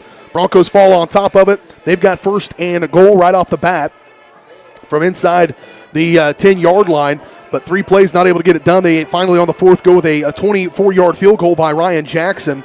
He punches it through, and the Broncos lead 3-0 with 10:01 to play in the first quarter. Wildcats would get the ball back at their own 26-yard line for their second possession, but they are able to only go 3 and out. They punt it away. In fact, actually, they do get a first down on first play and then have to go 3 and out. So they run 4 plays, and on that last one was a very nice pass breakup right at the sticks by Miles Bell. And a punt was a good one by Louisburg. Pinned the Broncos down inside their own 20-yard line as they would start the next drive at their own 18 with 8:11 to play in the first quarter. Broncos have to punt it away on that drive. They do pick up a first down on a 14-yard completion to Junior Jara, but then 3 plays later, punted away. Score remains 3-0.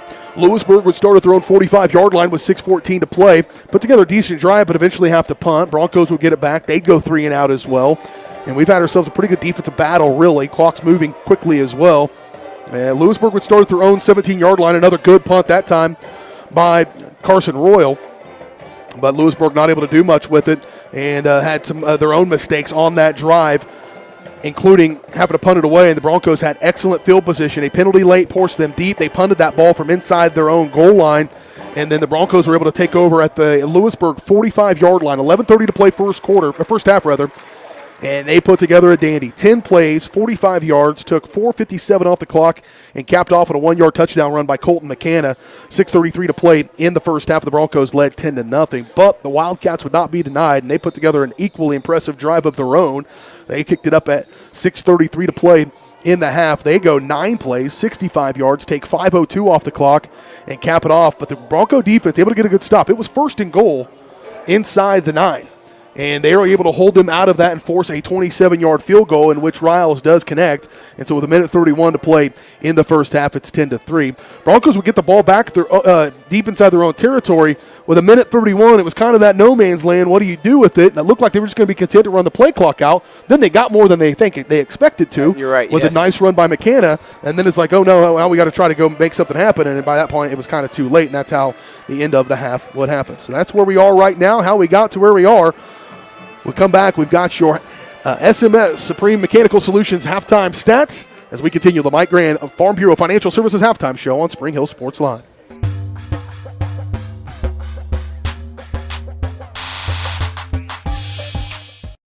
Up your lawn care game at Hers Inc. in Spring Hill. We have one of the area's largest and most diverse selections of lawnmowers, including top brands like Altos, Bobcat, Gravely, Dixie Chopper, and Red Max. Quality built machines for any size job. And when you get your mower at Hers, we offer full service and repairs covered by your warranty. From the backyard to the back 40, the all-star lineup of mowers at Hers will make you the captain of the lawn. See the full lineup at hersinc.net. Call 913-247-3530 or just stop on by.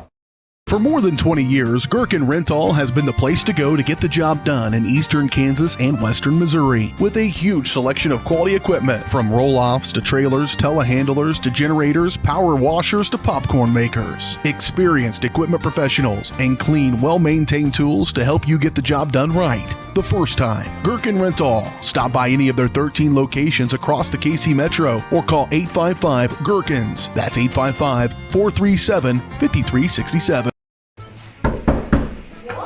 You've been in there over 30 minutes. You don't pay the water bill, get out. Wouldn't it be great if you could control your internet usage like other utilities? I can. No, I mean if you could control how much usage there was so you could save yourself money, like with water. Yeah, I know. I already can with Go Brawley. Oh, well, now you can. With the all-new app from Go Brawley, you'll have complete control from anywhere. Visit GoBrawley.com to learn more. Spring Hill's hometown shop is J&T Auto Service. As a full-service repair shop, J&T Auto Service works on all makes and models. Diesels, Europeans, they do it all. From combines to Corvettes. Visit J&T Auto Service for oil changes, tires, brakes, alignments, electrical diagnostics, and so much more. Small town, friendly service with high-tech tools and training. Schedule your service at J&T Auto Service. Call 913-592-6424. You can also visit jtautoinc.com.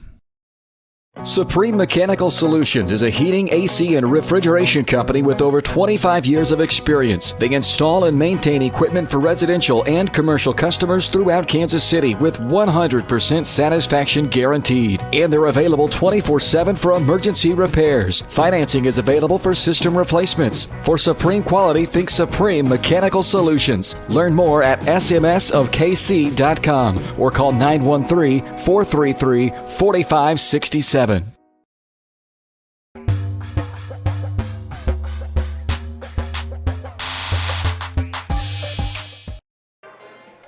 Got ourselves a good old-fashioned football game going on here in Louisburg as we take a look at that score. 10-3 here at halftime. The Broncos do have the advantage slightly by a touchdown. And one Colton McKenna rushing touchdown is the difference in this one as the Broncos lead it 10-0. Let's take a look at our halftime stats. Halftime stats are brought to you by our friends at Supreme Mechanical Solutions.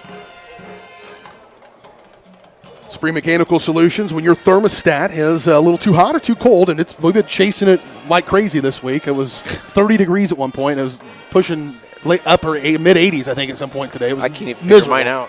I don't know. But if you do have problems, it's not keeping up with what you need it to. You know who to call. Call Supreme Mechanical Solutions. Learn more at smsofkc.com or check them out on Facebook, or you can give them a call at 913-433-4567. Well, Colt McKenna continues to impress. Dude's got 14 touchdowns in 4 weeks, and 13 of those on the ground, including one in this game. His stats, 18 carries for 70 yards. You'd take that in the first half of this game in a rivalry matchup against a 6-1 team. Noah Anderton's got 3 carries for 15. Quarterback Tyson Beshort's got 1 carry for 5 yards, but it was a big one to pick up a first down. In the passing game, Beshort, 2 of 4 for 19 yards. Haven't really needed to do that, but have executed at times when they needed to, including a 14-yard completion to Junior Jara. He's got the biggest catch of this first half. Colt McKenna had the other one, a 5-yard pickup for McKenna. On the other side of things for the Wildcats, doing a pretty good job with the quarterback, keeping him contained, just 5 carries with 5 yards. One of those is a sack where he lost a yard. Their main carrier of the rock is Van Eaton, Riley Van Eaton, 7 carries, 41 yards. So they've kind of kept him fairly bottled up as well. In the passing game for Declan Battle, 3 of 8 for just 36 yards, and those all came on that scoring drive for the most part. And in there, that guy who made that was Mason Dobbins. He had the biggest catches. He's got 2 catches for 29 yards, so 29 of those 36 came on those 2 plays alone. Those are your halftime stats brought to you by our friends at Supreme Mechanical Solutions. It is halftime. That first half for the Broncos, I mean, you really couldn't have asked for a better start. Not able to take advantage of it perhaps on that one, but still got the momentum going their way, and they've been able to maintain it. And the big thing is they have the ball coming out of half. We've got to see them establish that running game again and just maybe throw in a little bit of misdirection. Louisburg's going to make some adjustments right now, so we got to see what the Broncos have up their sleeve this next half. Well, put that hat on, if you will, if you're the Wildcats and you knew what Spring Hill had, and Spring Hill's been able to do it. Yeah. And so how do you adjust? What would you do to the Broncos to try to slow them down? That running game, they're getting good push up front. The O-line and D-line have kind of matched up to each other. What adjustments can you make? I think the biggest thing is they've been keen on McKenna. That's the thing, but he's still been getting those little chunk plays. They're going to have to start winning the battle up front, and maybe they're going to have to do some stunts. Maybe they have to be a little bit creative. They've done some stuff with their second-level guys. They've been blitzing from the linebacker position. They're going to have to do something creative with the interior line defensively. And the key will be, you talk about adjustments for the Broncos offensively.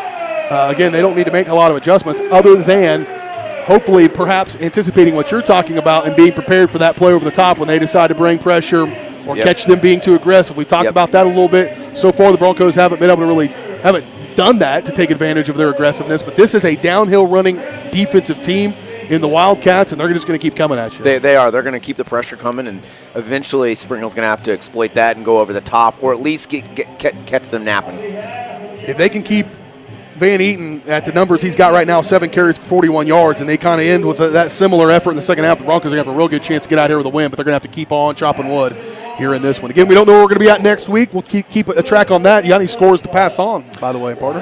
The big ones, DeSoto, another 5A school. They're number 2 in the area. They're up 24-7 over Basil Linwood, so it looks like they're kind of locking that one up. Blue Valley Southwest, one of our opponents this year, they are only down 1 to St. Thomas Aquinas, 7-6. Eudora's all over Paola, 21-0. Bonner Springs, 24-0 over, or 24-8 over Schlegel. Tongi's up 21-0 over Ottawa. Wellsville up 21-0 over Baldwin. Leavenworth and Shawnee Heights, another relevant matchup in Eastern Kansas 5A. Leavenworth is up 12-7. Girard is up 21-6 over Burlington. Thank you for passing that one along to me. I was interested in that score. The Trojans undefeated still, and that's pretty special stuff down there in G-Town. We're going to wrap up the halftime show. The Broncos do lead it here at the break, 10-3. Second half coming up next right here on your home for Spring Hill High School Athletics, Spring Hill Sports Live.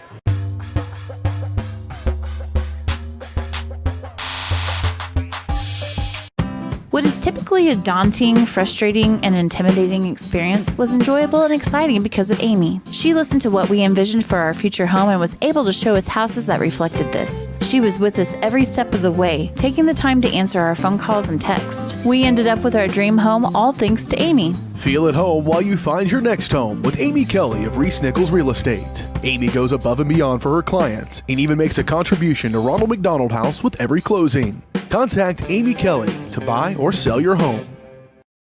Massage is more than relaxation. Apex Massage Therapy can go beyond with targeted work for headaches and sinuses, myofascial releases, trigger point therapy, neuromuscular therapy, reflexology, cupping, and hot stones. Kylie's hands go right to the problem areas and work out all the issues. She is certified in prenatal massages, oncology, lymphatic drainage, pre- and post-surgery massages, and she can also work on minors and athletes. For openings and specials, like and follow Apex MT on Facebook. A great collision on the field? Awesome. An awesome collision on the road? Not so great. If that bad play does come your way, take your car to Shoemaker Collision and Paint Center. As Kansas City's premier auto collision repair center, they work on all makes and models, even RV, marine, aviation, motorcycles, and more. Shoemaker Collision offers free estimates and loaners, plus they will work with all insurance companies. Get your ride back in the game. Learn more at shoemakercollision.com or call 913-592-0095. Strode Orthodontics is creating beautiful, healthy smiles. Dr. Claire Strode and her staff have decades of combined experience, offering clear and metal Damon smile braces and Invisalign clear aligners for teens and adults. Dr. Strode tailors your treatment to meet your specific needs with 3 convenient locations in Olathe, Overland Park, and Spring Hill. Strode Orthodontics is ready to give you the beautiful smile you've always wanted. Call for your free no-obligation consultation, 913-491-3400, or visit StrodeOrtho.com.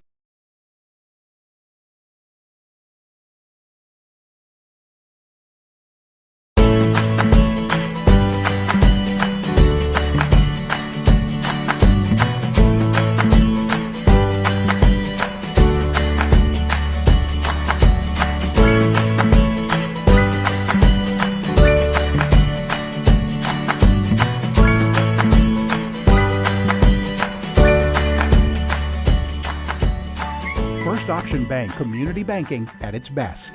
Member FDIC, equal housing lender.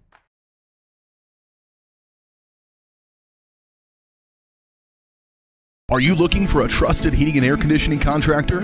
Look no further than Comfort Designs, Spring Hill's Heating and Air Conditioning Company. Comfort Designs Heating and Air has 100% NATE certified technicians who are friendly, knowledgeable, and ready to help. They'll care for your home and complete the job with speed and precision. Locally owned and operated right here in Spring Hill for more than 20 years, Comfort Designs Heating and Air Conditioning. See all they have to offer at comfortdesigns.net or schedule your appointment at 913-592-4453.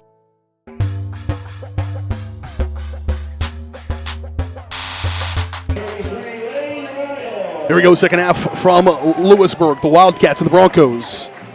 Here in the Frontier League, BJ Harris along with you. Alongside me, Matt Jones, Caden Carbajo, Josh Gillard here in Louisburg.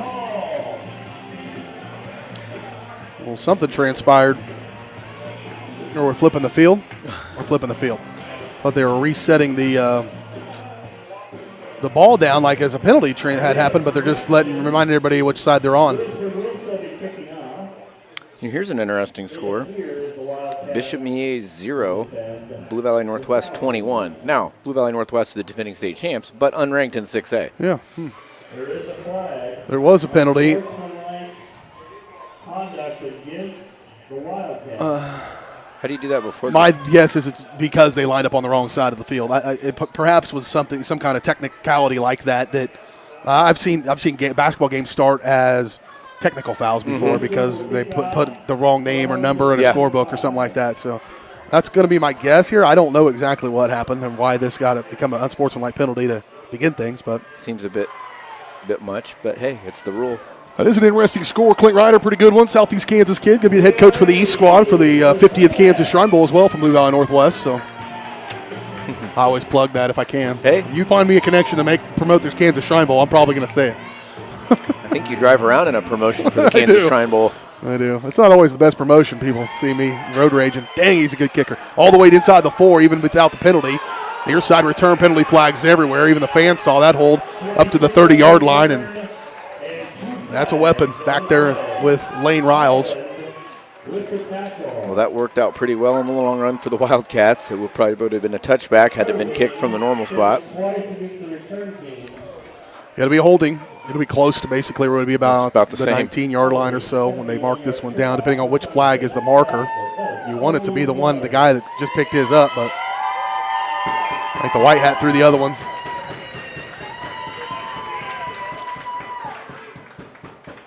So this will be where the Broncos will start. Not terrible, at their own 23-yard line. I don't know if that construction will ever get done they're working on down in front of us. I don't know what they're doing, but they're using the wrong tool.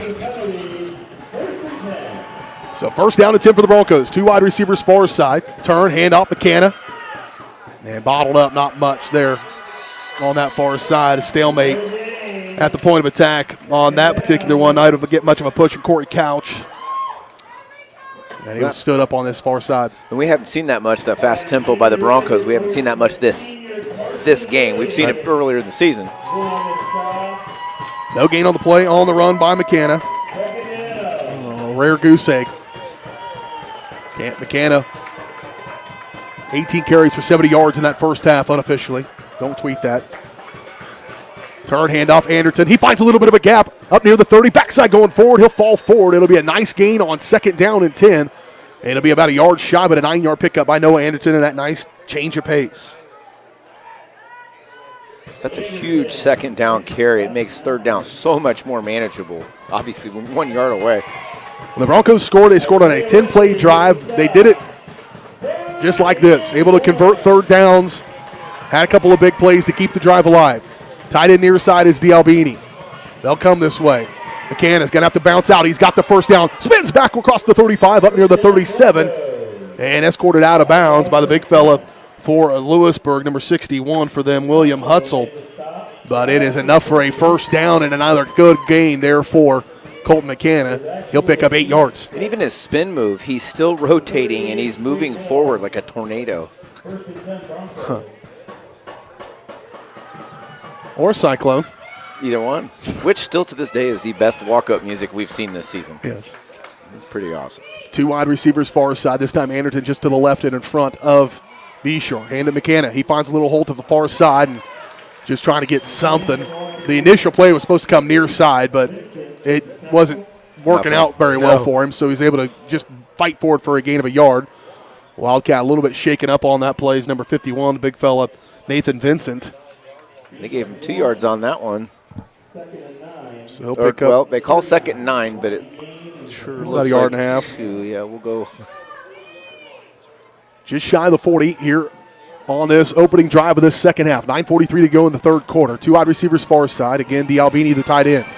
Rolling, looking. Throw it out. He wants Anderton. No. Throws it the second level guy, which was Jackson Torres, on that far side, but unable to connect. It'll bring up a third down and 9. And Torres had a step. Beshore's just running for his life and just couldn't quite get it there soon enough. So a big third down now. Broncos trying to overcome it. Third down and 9, just inside the 40. Kirshner will be split out to the near side. Torres will come over here to the slot with him. D'Albini will flip to the far side of the tight end. Luke Metcalf, the wide out to the far side. One running back is McKenna. Beshore will call for it. Blitz comes. Flies out to the edge and well off the mark. Never had a chance. Pretty good coverage on this near side as well, and a punt forthcoming. And that's exactly what the Louisburg defense wanted to start with. They gave up a first down, but the next series, Spring Hill didn't make much of anything. Got to have to get off a good punt here and pin them deep. Carson Royal to punt it away for Spring Hill.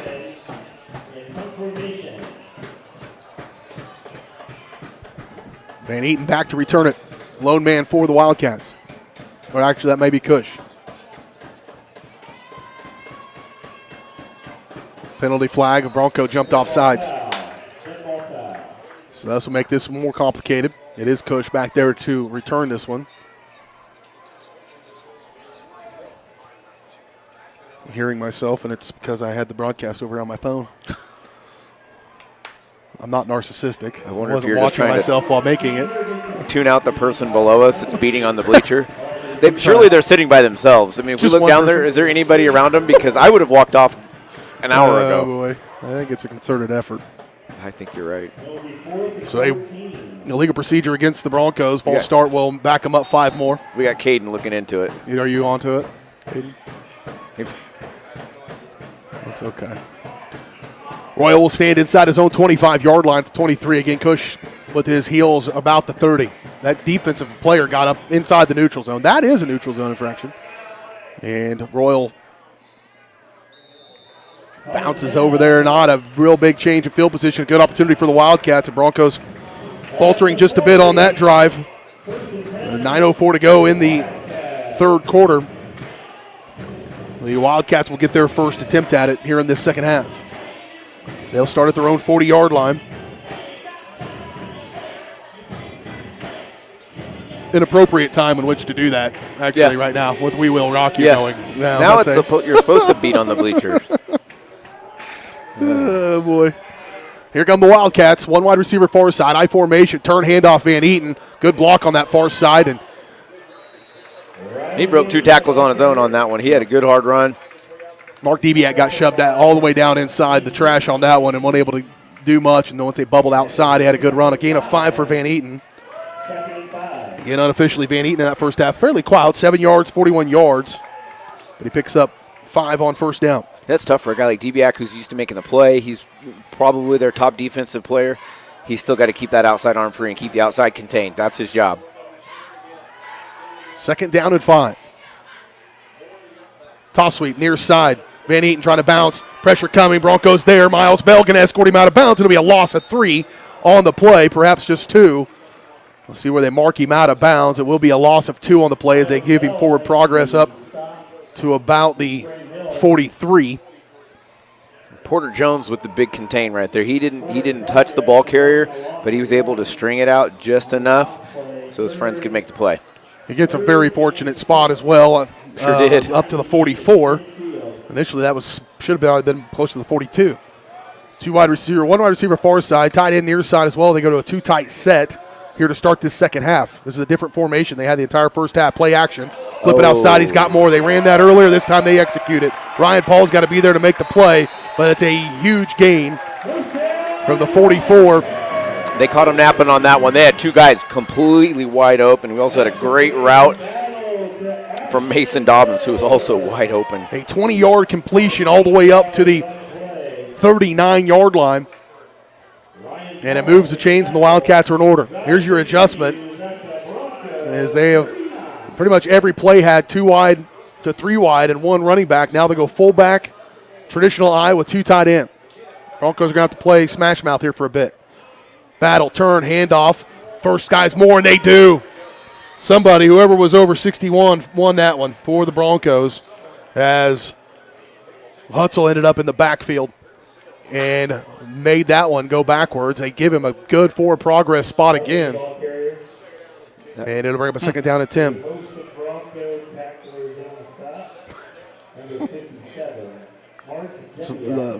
Not great attention to detail out there, the guys in stripes. Correct.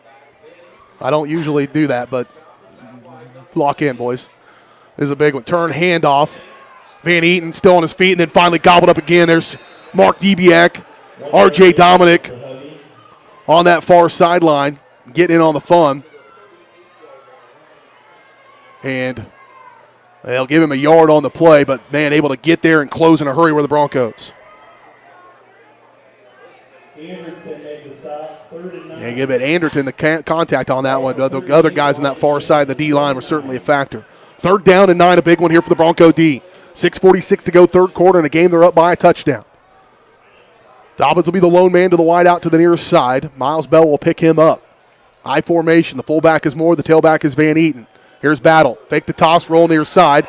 He might be able to pull it down. He'll throw it out for Dobbins, who's wide open. Bell gave it, and Dobbins steps inside of him, and he will go into the end zone. That's your call, bud. Yeah. Penalty flag. There's a penalty flag all the way back here, though. Where that flag's at, looks like an eligible man downfield. That's exactly what the call happens as I'm saying it. That's a pretty good call right there. You know what? That was the exact route on that third down conversion earlier. Yeah. Dobbins ran that exact same route, and they saw it, and they did it again wide open. They're going to have to either put some double coverage on there. They're going to have to give them some help because they're going to do it again. Broncos get a break. That was play action, so the O-line, is blocking, and that took a bit to develop, and those guys are going to work down the field.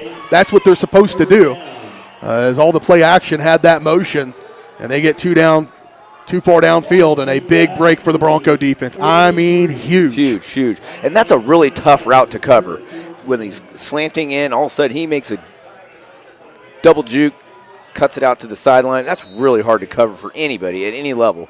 But you saw that Bronco secondary, Miles Bell kind of bailing out to make sure it all stayed in front of him, and then he just got juked. We got going turned around. But it was a fortunate break for the Broncos. Can they take advantage of it? Now what is a 3rd down? You got to think they're going to go to Dobbins again. He's a mismatch for just about every team he's going to see this season. 3rd down and 14. And a timeout going to be called by Coach Harding. You know what, the quarterback, he keeps looking directly at Dobbins, if you notice that. Dobbins will look over, and then the quarterback will look over at him to make sure he's set. It's probably because he's getting the ball. Well, we'll see what they decide to do after the timeout. We're back in 30 seconds on Spring Hill Sports Live.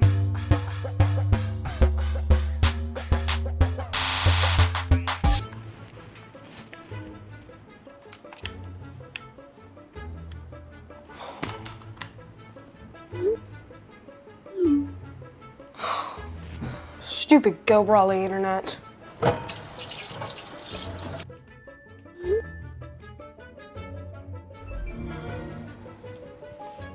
Go Brawley allows you complete control over internet usage for all devices in your home from anywhere, as it should be. Visit GoBrawley.com to learn more.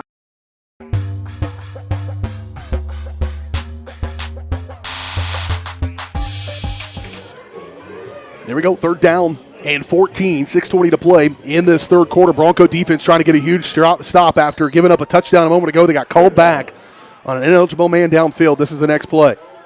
2 wide receivers near side, 1 to the far side. Straight drop for Battle. Here comes Debiak. He gets past his man. Now flushed by Dominic. He'll throw it. He's got his man. He makes the catch. Holy mackerel.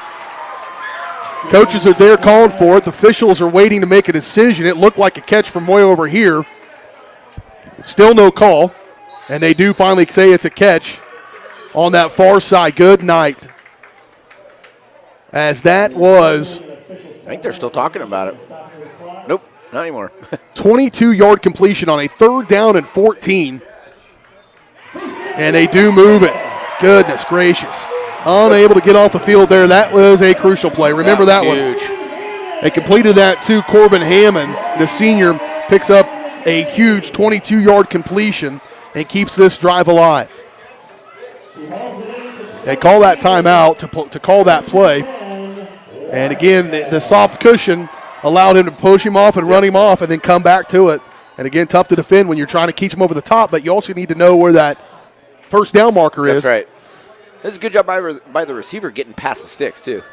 So a 1st down and 10 as they move the chains on a big completion. Fullback is Moore. The tailback again is Van Eaton. Quarterback's battle, loose ball. What happened? That should be Bronco ball. It should be probably a touchdown. I'm not exactly sure what's transpiring right now. Why'd they blow it dead? No idea. Complete. Dead ball foul with the procedure. No.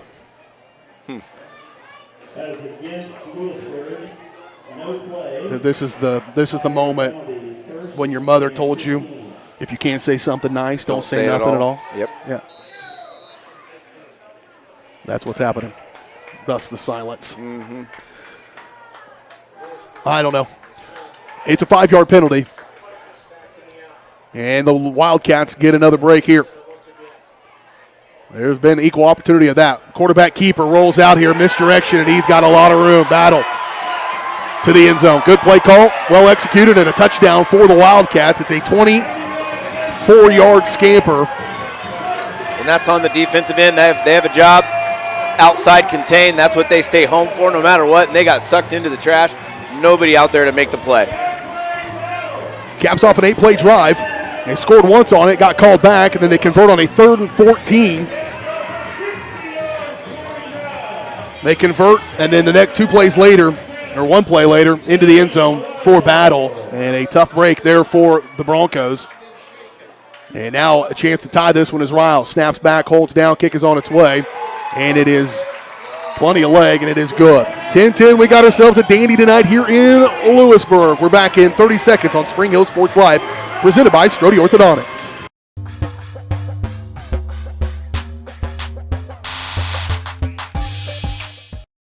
A great collision on the field? Awesome. An awesome collision on the road? Not so great. If that bad play does come your way, take your car to Shoemaker Collision and Paint Center.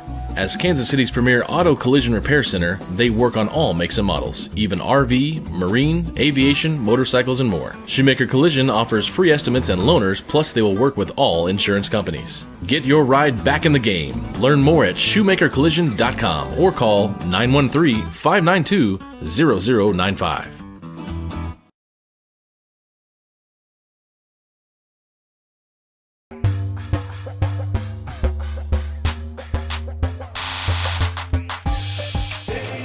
An 8-play, 60-yard drive capped off on a 24-yard touchdown run by Declan Battle for the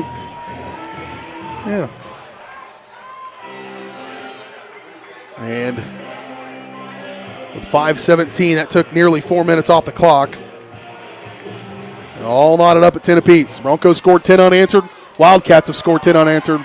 And that goes off his foot like a next-level kicker. And it explodes off his foot and looks different than most kids I've seen kick the ball. And the Broncos have a good kicker. Yeah, but this dude's different. Oh, absolutely is, yes. Yeah, he's different. Spring Hill needs to answer back. They've had that opportunity offensively. They've shown they can move the football. They show they can put together a drive and finish it at the end. That's how they got the lead and have held on to it until just a moment ago. And so still evenly matched game and a good one here in Lewisburg. 2 wide receivers far side. Tyson Beshore, the quarterback. McKenna in there. They fake it to him. Got to get outside but Beshore, and he is stroked and knocked down there. A big play by Jace Hovey. And just happy Beshore gets up and knows his name. He popped right up on that one. It's a good open pitch. Just a good tackle. You got to – hopefully the guys up here in the box are radioing down to the coaching staff and saying, okay, somebody obviously missed their job. Well, it got strung out there, and it was the right pull, but they still played it well. It was the right read. He just got played well. Yep. Late to get set are the Wildcats. Now McKenna turns it up in field. He'll go up near the 25-yard line. It'll be a gain of 4. And that battle up front, defense and offensive line. Keep an eye on that one, Matt. That's heating up down there. It is. They're getting physical down there.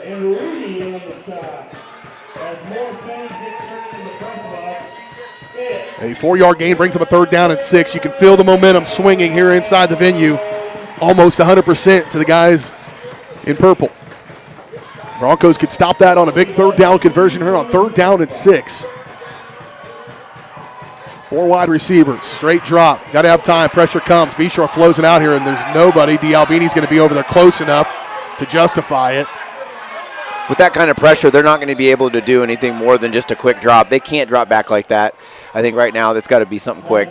Well, I wanted it to D'Albini. I think that was where he wanted to go initially anyways. He was the shortest of the routes that were being ran, but just too much. They brought a little delayed blitz and were able to get home, and it'll turn over a 4th down. And a punt here for the Broncos. Now it's going to go back on that Bronco defense, try to hold serve here in this 3rd quarter with just under 4 to go in it. Carson Royal to punt it away. Back to receive it is Jackson Cush. Good snap. They'll get it away. Decent kick. Cush will field it at the 50-yard line. This crowd is out of control. They're fired up on every play right now. They can feel that a little bit of angst perhaps in here being this close this late, but they've got great field position and the ball. The Bronco defense can be called upon. If I remember right, I think I remember Harrison Cush would do that stuff and wait, like catch it with the defense coming right down on top of him, wait and catch that ball. And I always thought that Pitt State, when he was returning kicks, that he scared me to death. That kind of was what that looked like there for a second for Jackson Cush. Confidence. Yeah, that is the one position in football that I never had any interest in and never had any skill to which to do. It wouldn't have mattered had I had interest anyways, but catching kicks, I'm not good at it. It's hard to do. One wide receiver far side, I formation. They've gone to this two tight set here in the second half, and it's worked well. Turn handoff. That is a big fella carrying it. That is not. That is Jace Hovey. Hovey, who had the big hit defensively a moment ago, is going to carry it on first down and a penalty flag at the end of it to boot. Drive starts right at the 50-yard line and a 5-yard penalty.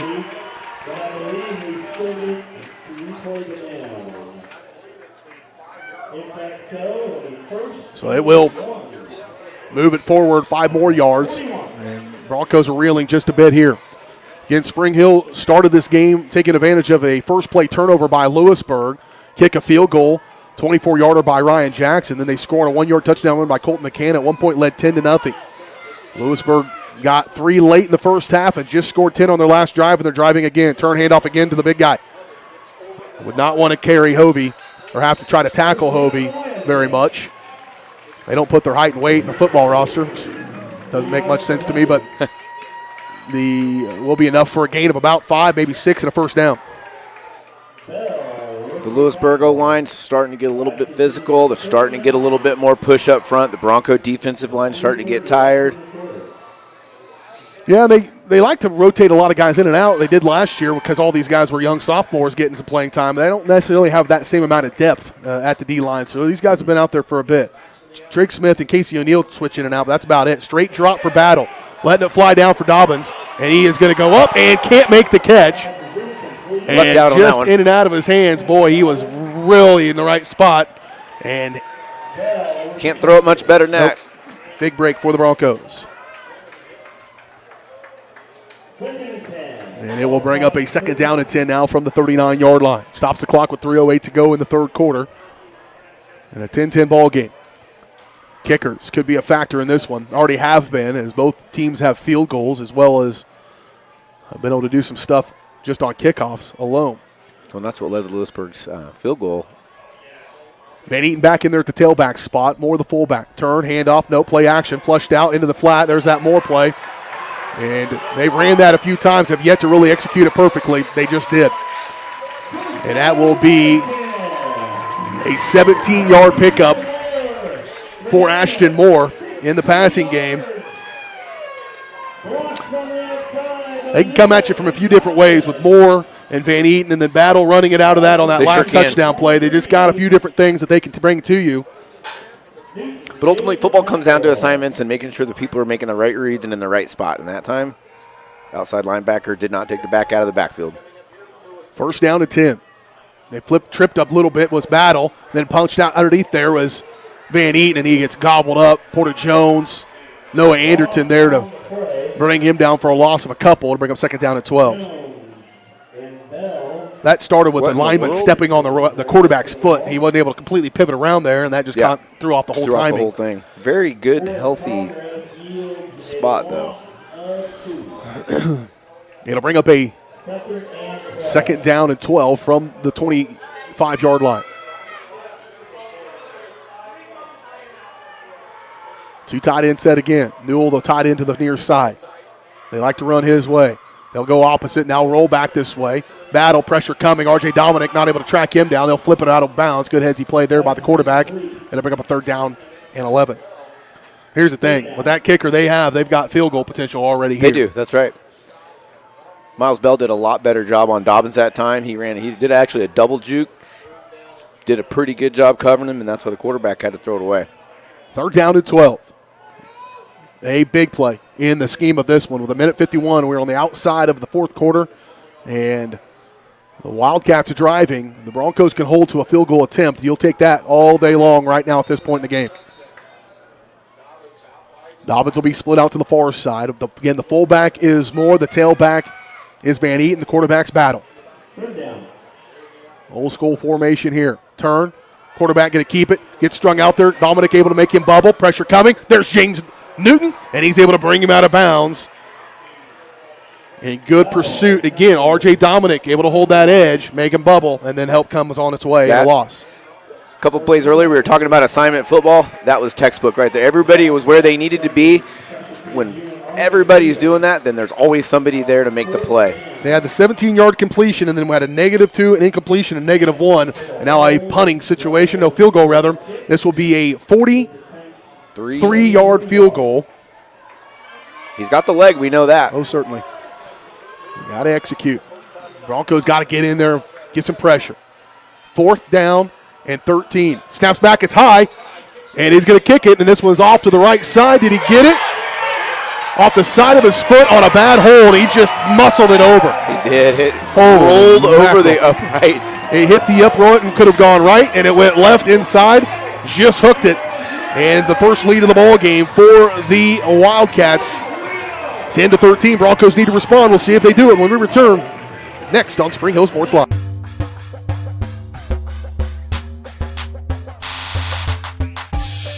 Whether you're trying to make the most of the next harvest, navigating a changing business landscape, or planning for the next chapter in your life, the professionals at Prime Accounting Solutions are here to help. With 10 locations, Prime Accounting offers convenient, friendly accounting and tax services at a fair price. Payroll, bookkeeping, business planning, personal tax filing, and more. And now Prime is the place to go for insurance. Bronco fans can find us at 408 North Webster in Spring Hill or call 913-592-2050. To find a location near you, go to primeaccounting.net.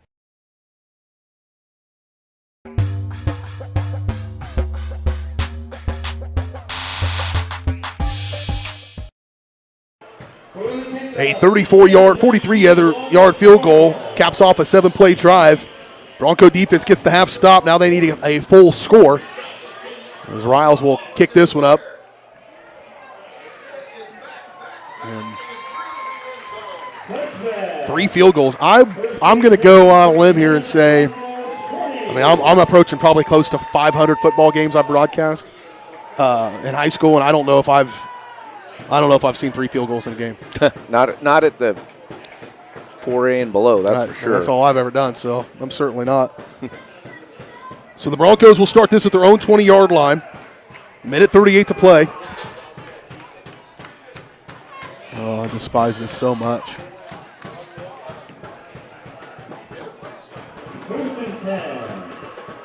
Minute 38 to play. Canna trying to get outside. Broncos trying to stretch it. Canna uses his strength just to get a little something. He'll end up getting about 3 yards on first down. That was a deceptive 3 yards at that. That was just Mechanic pulling a couple guys along.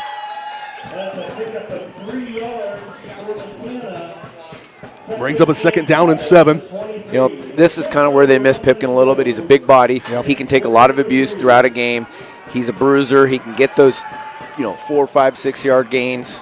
Handoff Anderton. He'll try to pick his way forward, and not much there. They'll give him a very good spot. At least that's equal and consistent.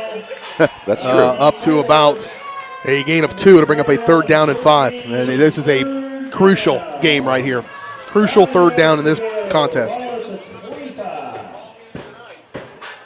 A 3rd down and 5 at their own 25-yard line. 38 seconds and counting to go here. They'll have to run a play in this 3rd quarter before the end of quarter. Kirshner will be split out to the near side. 2 wide receivers far side. Jaro will be the slot as well as they'll send Kirshner in motion. Little bunch set. Flip it out here. And it's completed to McKenna, and he just got to drop his shoulders and try to get something. Well played. Ashton Moore's there. Mac Newell's there. And that almost was an interception as well. He had to get over the top of the defender. And it'll be a loss of 5 and bring up a 4th down. So a 4th down. We're going to have to see something over the top a little bit more to stretch. They're doing a good job with pursuit, not getting stretched out. That's the end of the third quarter. We head to the 4th quarter. We got a ball game still. Broncos down by 3. It'll be 4th down when we return on Spring Hill Sports Live.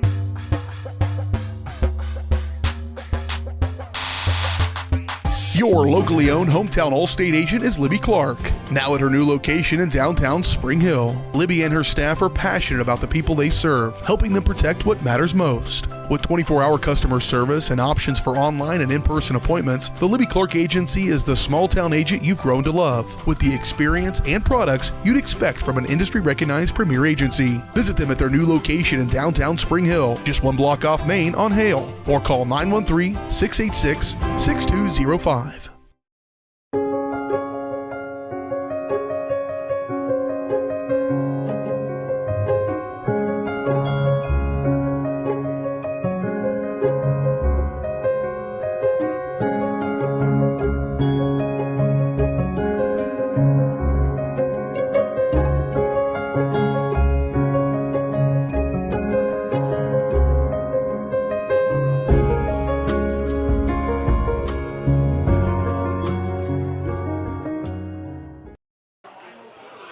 Punting here as we get back late out of break, and a good one by Carson Royal. A booming punt. Cush will grab it at the 33-yard line, get spun around, tracked down, holding on to him. Help comes. Finally, Colton McCann will go down there and make the play on special teams. Carson Royal, good punt, really, to kind of flip it just a little bit, but decent return, and that's where the Wildcats now will start. Bronco defense spent quite a bit of time out there, and they're going to be called on once again to need to get a stop here. 11:46 to go in the ball game. Louisburg will start at their own 43-yard line. 11:46 to play in this one. In Spring Hill, at one point led 10-0. Louisburg has now scored 13 unanswered, starting late in the first half. Broncos scored early in the second quarter, and that's been it. And they got that touchdown. Run a player on late will Louisburg, as they'll bring in a new tight end, or that tight end. So 2 tight ends and a wide receiver on the far side is Dobbins. Turn, handoff. Van Eaton. He'll fight forward, still going forward, and falls for a decent gain here on first down. Gain of 4. And they have the offense as well, does Louisburg, to be able to kill this clock and gobble it up. Yeah. We've seen both teams have had drives of around 5 minutes in this game. They're not going to be in a big rush at all. I mean, they literally could run this down 4 or 5 minutes, maybe less. Broncos just need to get off the field on 3rd down. It's 2nd down and 6. 2 tight ends again. Turn, handoff, Van Eaton. This time bottle up. Porter Jones, no, can't get him down. Now Anderton's got to get in there, and boy, Van Eaton's strong. Boy, that's a... Jones goes off injured as well. He's got a left shoulder wrapped, and that's what he's favoring. They're getting forward progress all the way up to the 45-yard line. And so that was an 8-yard run. He looked like a bowling ball going through pins on that one. That was a good, hard run. And he was stopped at the line of scrimmage initially. Porter Jones came in and gave that hit, and it did some damage to him. Sure did. And then he was just strong, dragging those defenders all the way forward for that first down. Moves the chains. Broncos are tired. You can tell body language of that D-line is not Well, they played the whole ideal. game. Yeah. And they got to this heavy set. There's just more of it in this second half. Show blitz. McAllister coming off this near side. They roll into it. He'll have to let it fly. He throws it up for Newell. Intercepted! Intercepted! Pulled out of the air by Hagen Whitcraft. He pulls it out, and it's a huge turnover. The second of the ball game for the Wildcats, and the Broncos are back in business. What a good athletic play. He just jumps up, fights for the ball, says, I want it more than you do. I said it as it was happening. Kelson McAllister was coming off this near side, and if they go the other direction, that's a moot point, but they rolled right into it, so the pressure's being felt the entire time by quarterback Declan Battle, and he just threw one up for Newell, and a beautiful play by Hagen Whitcraft. And the Broncos need to make something happen right here. Is he a basketball guy? Not, he should be going up for the board. He went up and go pull that one. Whitcraft, his second INT of the game. Looking, Beshore flips it out. He's got his man. Not much there to D'Albini. And it'll be just a gain of a couple. They were trying to go deep. There was a secondary route about 10 yards deep, 12 yards deep. That's what they were looking. But it just wasn't there. Broncos trying to take advantage of a turnover. They'll get 2 on the completion to D'Albini.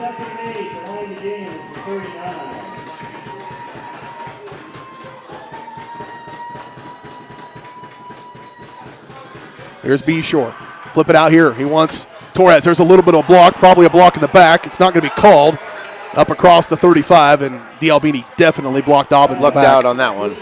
And it will be a gain of about 7. 6 on that completion to Torres.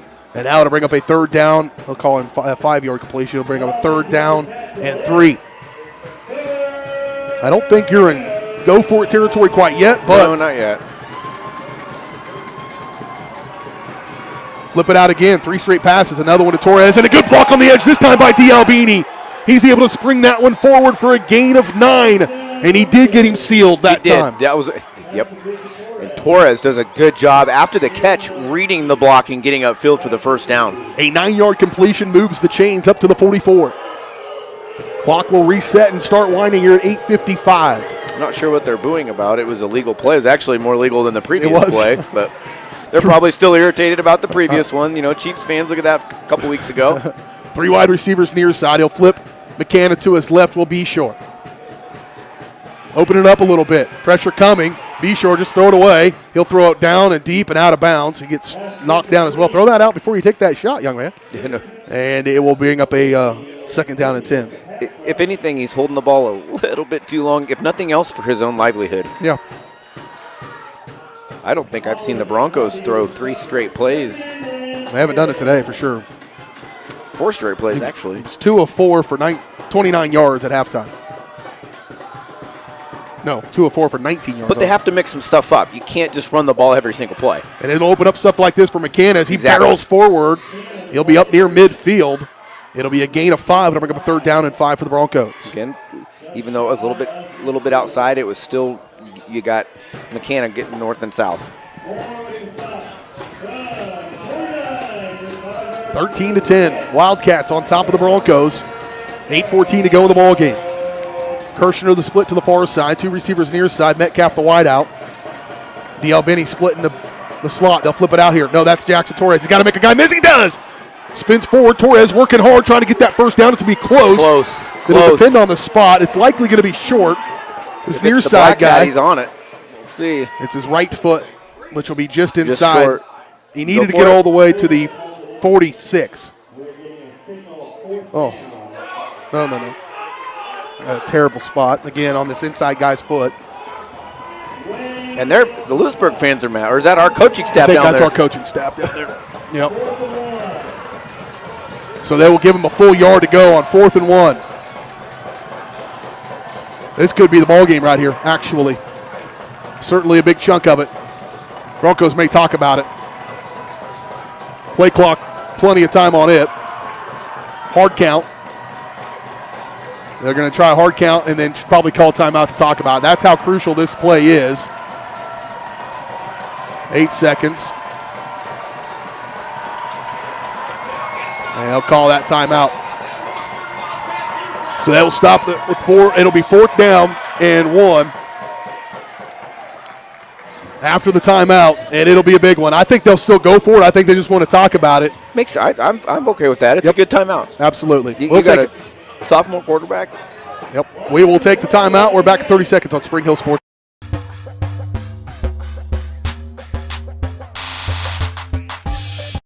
What is typically a daunting, frustrating, and intimidating experience was enjoyable and exciting because of Amy. She listened to what we envisioned for our future home and was able to show us houses that reflected this. She was with us every step of the way, taking the time to answer our phone calls and texts. We ended up with our dream home all thanks to Amy. Feel at home while you find your next home with Amy Kelly of Reese Nichols Real Estate. Amy goes above and beyond.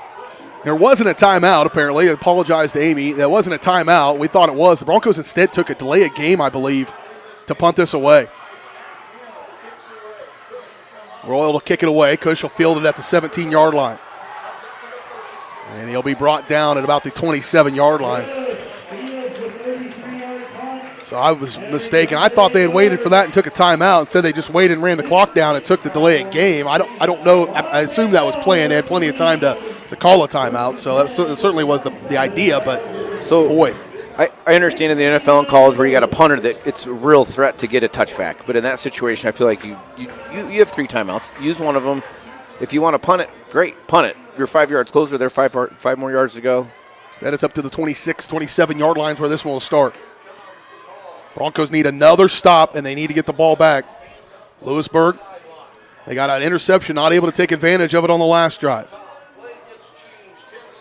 6:57, to play here in this one. Just under 7 minutes. Turn, handoff, Van Eaton. And poor tackling at the point of attack.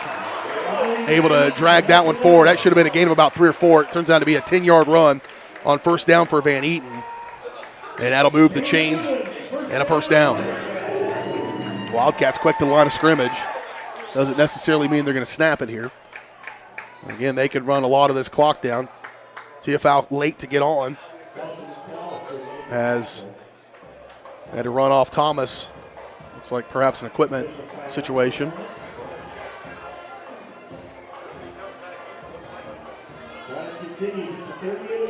First down and 10 for the 38. Battle calls for it.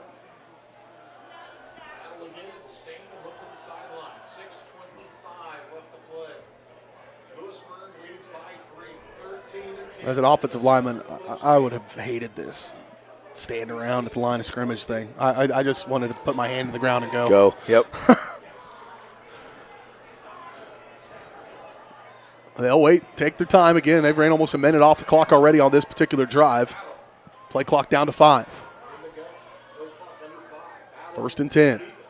Broncos trying to stretch it out there. Nice play on the edge. Penalty flag's going to come out at 10. TFL comes in and makes an immediate impact on that DN spot. He just went mano a mano. He sure and did. Pushed him right into the play, and I think he got held to boot.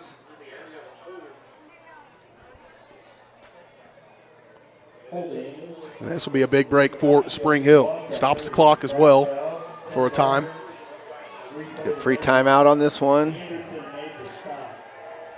Time necessarily is not a huge factor, although with 3 timeouts you've got, but you do have to make stops, and this holding penalty will go a long way toward that. Yeah. Hopefully.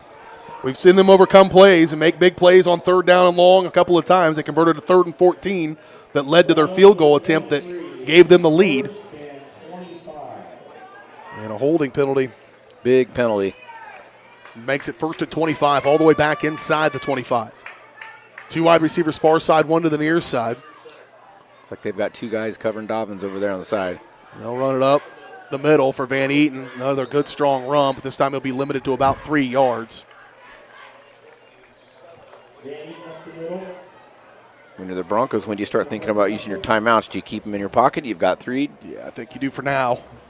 Certainly if you can get off the field right now, you want to have all 3 of those timeouts and have an opportunity to go tie this game or maybe win it.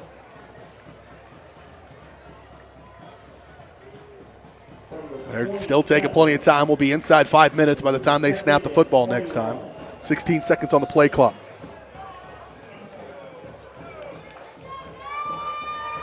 Dobbins will be the wide receiver to the far side, 2 to the near side. Cush is in the slot. Tight end far side.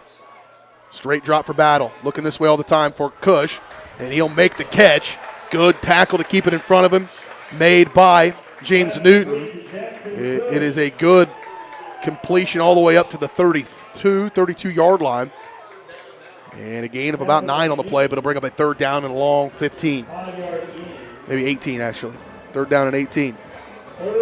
Definitely keep – it's okay if they catch it. You got to keep the receiver in front of you. That was a good example of it on that last play. It sure was. It was well covered. It was just a good ball, good route. They'll be down inside 4 minutes by the time this play is over. 2 wide receivers far side, 1 to the near side. They'll send Van Eaton in motion. They're going to run quarterback draw, and that is held up, and nearly he fumbled it for just a second. Sure did. James Newton again coming down inside to make that play. And TFL along with him, along with Brandon Richardson. And it'll be 4th down. It'll be a gain of 3, but it'll bring up a 4th down, and that holding penalty stopped that drive, and the Broncos have a chance now.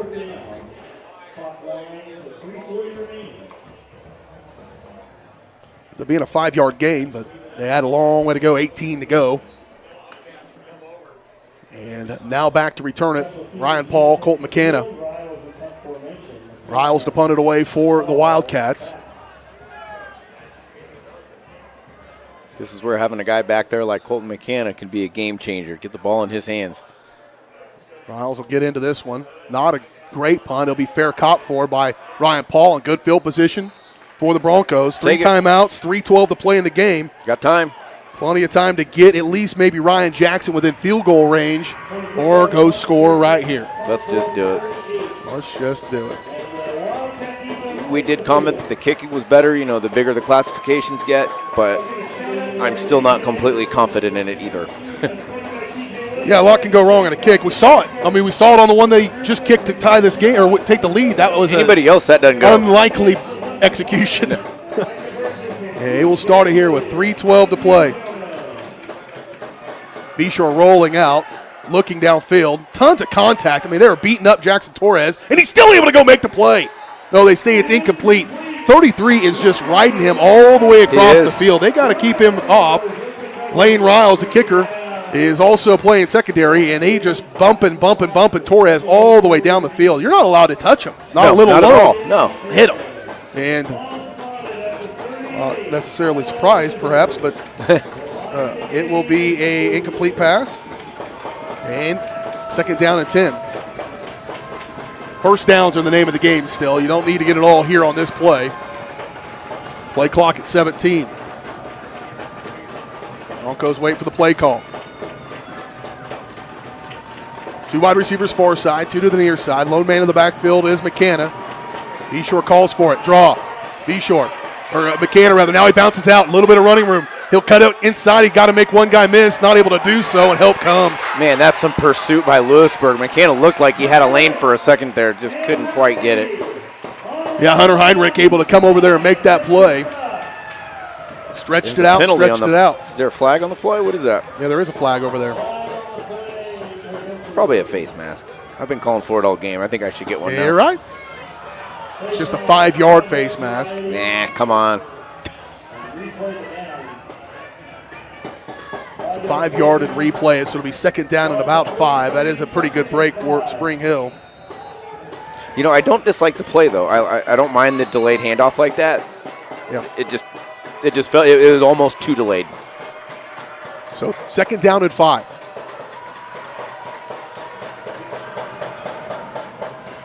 Turn, handoff McKenna. Fires forward and goes across the 45-yard line. It'll be 3rd and short. 3rd and about 2.5. Got to assume, well, obviously there's no assuming. You got 2 downs to get this. But eventually they're going to have to start using some clock management, use their timeouts. 2:13 to play. What has been a good one here tonight in Louisburg. 2 wide receivers far side. Turn, handoff McKenna again. Fall 40, got it. 1st down for Colton McKenna. As that second effort able to do enough to get across the 48 up to the 49-yard line, and they'll move the chains with a minute 58 to play. Just dragging people down the field as he runs.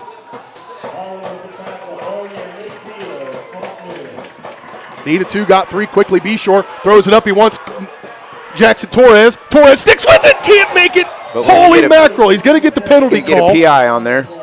And they've been roughing him up every time he's gone down the field, just kind of playing, you do it until they call you if you're Louisburg, but this will be against the Wildcats. And if Jackson Torres catches that, I might have lost it.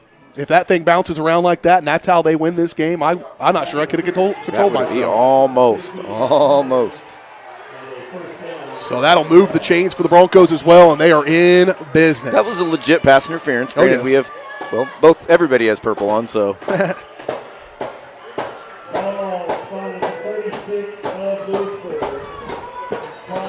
So penalty flag. No official's going to pick up his penalty flag. First down and 10 for the Broncos at the 36-yard line. Broncos are close to that field goal range. But like you said, just get closer. Beshore again passing, lets it fly. He had Torres out there beyond that defender, just got there a little soon and brings up second down and 10. Got to think we're going to see McKenna do something here in a second. It took to the second half we started targeting Jackson Torres, really throwing the ball at all in the first half. It didn't have much of a passing game. But McKenna also had 18 carries for 70 yards, so you're able to move the chains and got a touchdown that way. Yeah, they didn't need to throw it in the first half. 3 to the near side, 1 to the far side. McKenna just to the right. Beshore, plenty of time. Now he'll step up. He's got a man in open field. Here's Kirshner in the open field of the 20, the 15, the 10, the senior. Touchdown! Broncos!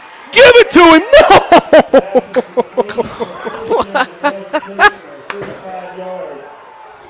No! Holy moly. Yeah, almost a blessing if you go on and get a touchdown here because you'll be able to run a little bit more of this clock off. Four tries. But he knocked down the pylon. He knocked down the pylon with the ball. I'd like to see the pylon cam on that one, BJ. Well, it would have a ball hitting it. It would. I think, or an arm with the ball in it. But like you said, they have 4 tries to get a foot. Big time play here for the Broncos. 3 feet. Just want to get it. Down by 3, first and goal at the 1. Beshore, turn, handoff, McKenna. They'll have to wait another one. I think you do that, keep doing it. Absolutely. Colton McKenna has 14 touchdowns in the last 4 games. Here comes a penalty flag. That might be against Louisburg. Oh, it's going to be against the Broncos. Somebody's mouthing off? It was so late after the play, I don't know. You saw Beshore run up there and grab one of his guys. We'll wait and see what they decide to do. They're running somebody off. If it's a personal foul, it'll be first down as well. It is. Look, they moved the ball up to the white. Half the distance and a first down. Still no indication. No, there was never an indication from an official. They didn't even tell us what it was. I mean, obviously it was a personal foul, that ball, I would assume. Turn, McKenna, touchdown! Broncos into the end zone, a 1-yard plunge by Colton McKenna, and the Broncos lead it 16 to 13. Goodness gracious. A minute 12 to play, still a little bit of time, but the Broncos go down the field and get the score. A 1-yard touchdown run by Colton McKenna, his second of the game. A big field goal attempt, or a PAT here by Jackson. Snap back, holds down, kick is on its way, and it is good. Broncos take a 4-point lead with a minute 12 to play in the game. We're back in 30 seconds to catch our breath on Spring Hill Sports Live.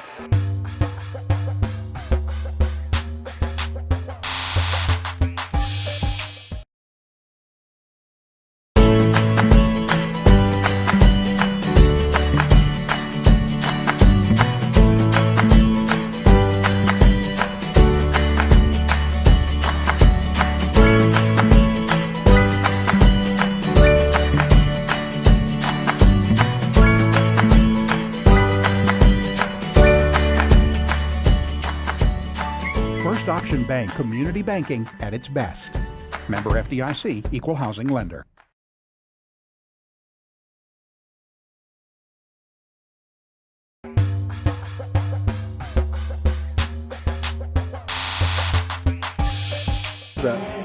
A Bryce Kirshner catch and run of 30-plus yards put the Broncos in fine order to score. I thought Kirshner got it in. I do also still think he did, but it did not matter. And now Jackson will send this one out the back of the end zone. And the Broncos need to stop. One more stop for this Bronco defense. Do not lose Dobbins. You got to keep probably 2 people on him, double covered. Well, you already see Newton back here at the 40. The ball's at the 20, and your safety's all the way back here to the 40. And that needs to be the name of the game here. Broncos or Wildcats really start this at their own 20 with 1:12 to play in the game. 2 wide receivers near side, 1 to the far side. Dobbins is over there, as you said. Van Eaton behind Battle. Battle, pressure coming. Lets it fly down the sidelines. Oh, McAllister even tried to pass interfere him, and he still made the catch. Caught by the Wildcats, number 34, Caden Kaplinger, and it's a 30-yard completion. All the way up to midfield, they quickly get there. Time running, we're under a minute to play now. Battle throws it underneath. He's got his man. You want to tackle him inbounds if you can. They can't. The clock. Out of bounds for a 5-yard completion. That was completed to Corbin Heyman. It's a 5-yard completion out of bounds. Stops the clock with 56 seconds left. But again, you've neutralized the kicking game because it's a 4-point game with that PAT. So they've got to score. They've obviously got to get in the end zone, and they've got to keep those receivers. You can give up a completion. You can't get beat deep because then the game's over. You can give up 44 yards. Yeah, exactly. Yeah. 2 wide receivers far side, 2 to the near side. Again, Van Eaton behind quarterback Battle. They walk up a safety. They're going to show a little pressure. No. Back it off. Now I got to get home with 4. They're able to. They'll gobble him up in the backfield. The Bronco defense finally gets home. It's the man-child, Mark Debiak, able to get all the way back there. A 10-yard loss in the play, and it could be a killer. Debiak, Johnny on the spot when you need him to be. Debiak on the season just adds to his team-leading sack total. That's his second, but he's got his 5th tackle for loss. A timeout was taken by the Wildcats. We'll keep it right here. 3rd down and 14 forthcoming. Again, the Broncos get the ball back with 3:12 on the clock. Things weren't really going well, but they got helped out by a pass interference, and then a big completion to Kirshner puts the Broncos down to the 1-yard line. A personal foul penalty put them down to the half-foot line, and then one play later they punch it in with a 1-yard run by Colton McKenna, his 15th touchdown in the last 4 weeks. He's a scoring machine. His 15th in the last 4 weeks, and it would be his, I think, 26th of the season. That's amazing. 2 wide receivers far side, 2 to the near side. 3rd and 14. Straight drop for Battle. Pressure comes. R.J. Dominic looking for a screen. They've got Van Eaton out there. Brandon Richardson's coming. Penalty flag comes. That might be a first down. R.J. Dominic, I think, is going to get called for roughing the passer. And if that's the case, that's a killer. Because it would be 4th down right now. They did complete that screen and a run after a gain of 7 for Van Eaton.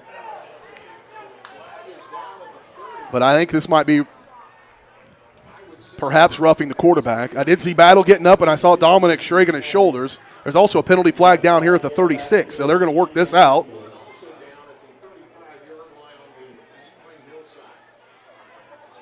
We'll see if they give us an indication. Personal foul, roughing the passer against the Broncos.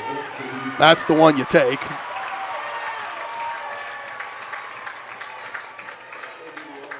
That is a tough call against Spring Hill. I didn't see what happened, so I'm not going to pass judgment on it. I was watching the play in the defensive backfield, so I didn't see it. Still 44 seconds to play. Louisburg has to score a touchdown to win this thing. Field goal does them no good. Now these guys are trying to sort out where the ball should be. Well, it should be from the original line of scrimmage. Yep, which is back to the 46. So it'll be enough for a first down. It should be the 40. As it'll move it just beyond 39. The 40 to the 39-yard line. And that's where they'll put this one. Still they not. Just threw another flag. No, he just dropped it. Oh, he dropped it. But again, here's a great example. That was at the 46. It's a 15-yard penalty. That's only 14 yards. To the 40 is only 14 yards. The 39 would have been on the 39. 15-yard penalty. Maybe they've got my size of legs. Two to the far side, 1 to the near side. Battle. Again, TFL giving a little pressure. Van Eaton's out there in the open field. He'll try to get out of bounds, and he will. He'll be escorted out of bounds by Noah Anderton. That's a lot of work for a 4-yard gain. Most importantly for Louisburg, though, they stopped the clock. They're doing a really good job of stringing it outside, even though they're not getting a first down, not getting big chunks. They're stopping the clock, giving themselves some more plays. Stops the clock with 37 seconds to play in this fourth quarter. Play clock at 25, plenty of time for the Wildcats to run the play on there. Coach Harding, cool as a cucumber out there calling the plays in. 2nd down and 6. 2 to the far side, 1 to the near side. Here's Battle. Straight drop. Plenty of time this time. Throws it over the middle. He's got a man. He makes the catch. Trying to break tackles. He'll be stood up. It'll take plenty of time down inside, 28 seconds. And still, they'll have to stop the clock while they set the chains. Wildcats quickly to the line of scrimmage. Broncos all kind of out of sorts. They're going to have a 5-yard penalty possibly as well. They'll clock it and save a timeout. As they clock it with 26 seconds to play. 18 from the 18-yard line. A big completion to the big fella, number 34, Caden Kaplinger. That was at the 40, so it's all the way down. It was a 22-yard completion. That's a good thing there's a safety over the top because he broke the original tackle, and he could have been gone had that safety not been there. 2 to the far side, 2 to the near side. Again for Battle. Again, straight drop. Got to get home. He'll let it fly to the end zone, to the corner. He's got his man. Touchdown. Kaplinger again. Caden Kaplinger. A 22-yarder and an 18-yarder. Pandemonium in Louisburg. Great throw and catch. It was the coverage was there. He threw it to the corner of the end zone. Only his guy could make it. Drive that started 80 yards. They went 80 yards in less than a minute. Assisted by a huge roughing the passer penalty. Yep. Now, like we said, we didn't see it, so they'll kick the point after. Relevant to keep it a 3-point game, but with 20 seconds to play, things have gotten difficult. And he'll punch it through Will Riles. Snatching defeat from the jaws of victory, the Broncos. An 18-yard touchdown pitch and catch in 2 plays, 2 completions to a guy I think only had 1 other catch on the game before that. He goes 40 yards, and an 18-yarder is the completion. 20 seconds to play. We'll go ahead and keep it right here. Man, you go from what the Broncos had just had to take the lead with 1:12. They took the lead with 1:12. And in less than 60 seconds later, they're back down by 3. A lot of credit to Louisburg and the Spring Hill defense. They actually played pretty decent. Louisburg just made some super clutch throws and catches. They did a good job getting out of bounds. How many times did they throw it out to the side? 3 times. Stop the clock. That's the game. That's 20 seconds right there. Yeah. What I was impressed by was they had pretty good confidence that they were going to go try to score. They were ready. The quarterback was good. He knew what he was doing. They ran that offense, get down there. They did all that, and they still have a timeout left. Yeah. They knew to get up, snap the ball, clock it.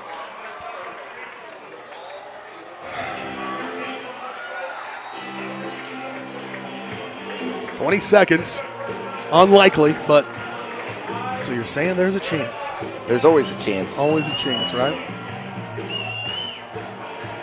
More like 1 in a million. They'll squib it. And that goes past. That better go. No, it doesn't go into the end zone. And now McKenna is going to use up a good chunk of this 20 seconds. Then he loses it. And they'll jump on it. That's that. Pretty fitting, honestly, how this one should end, probably.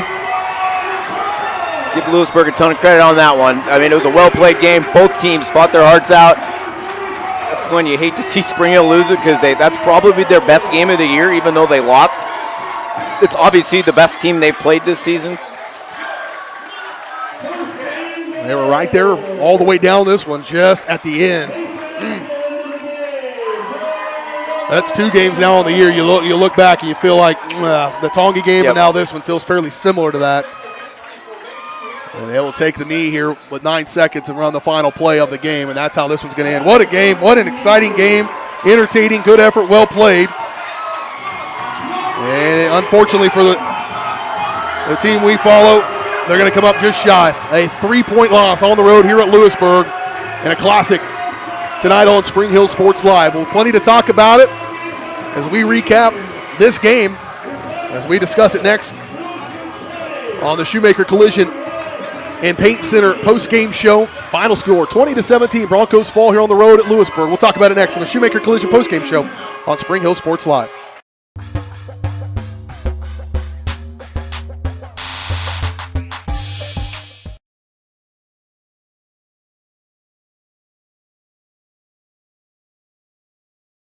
A great collision on the field? Awesome. An awesome collision on the road? Not so great. If that bad play does come your way, take your car to Shoemaker Collision and Paint Center. As Kansas City's premier auto collision repair center, they work on all makes and models, even RV, marine, aviation, motorcycles, and more. Shoemaker Collision offers free estimates and loaners, plus they will work with all insurance companies. Get your ride back in the game. Learn more at shoemakercollision.com or call 913-592-0095.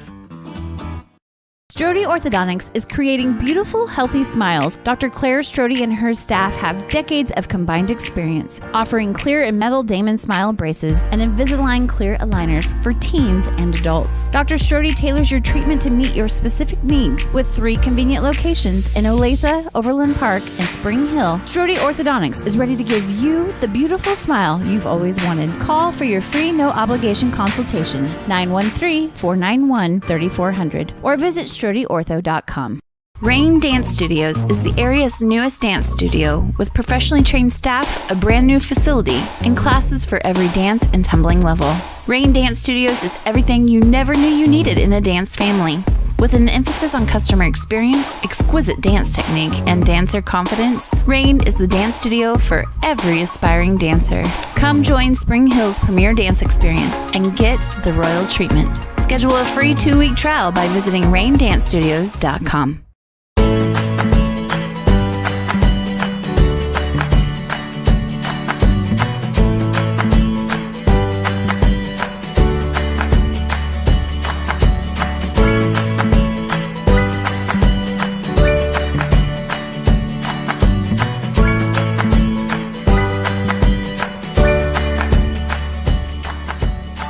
First Option Bank Community Banking at its best.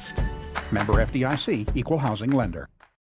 Elliott Group is a proud supporter of Spring Hill and USD 230. At Elliott Group, we work, live, and shop in your local communities. Serving Miami and Johnson counties for more than 45 years, Elliott Group understands your needs. As an independent insurance agency, Elliott Group works with numerous carriers to find the coverage that best fits your needs. In Spring Hill, call 913-592-5552 or visit ElliottInsuranceGroup.com. Hi, I'm Dr. Aaron Stowe with Paola Veterinary Clinic. We'd like to thank you for trusting us with the care of your pets and large animals. At Paola Vet Clinic, we're proud to be your hometown vets who know and care about your family. Coming soon, a new location here in Paola in the industrial park with cattle haul-in and boarding and grooming. With 24-hour emergency services and 3 other locations in Louisburg, Drexel, and Martin City, and a team of 11 veterinarians, our commitment to this community makes Paola Vet Clinic the vets you can trust.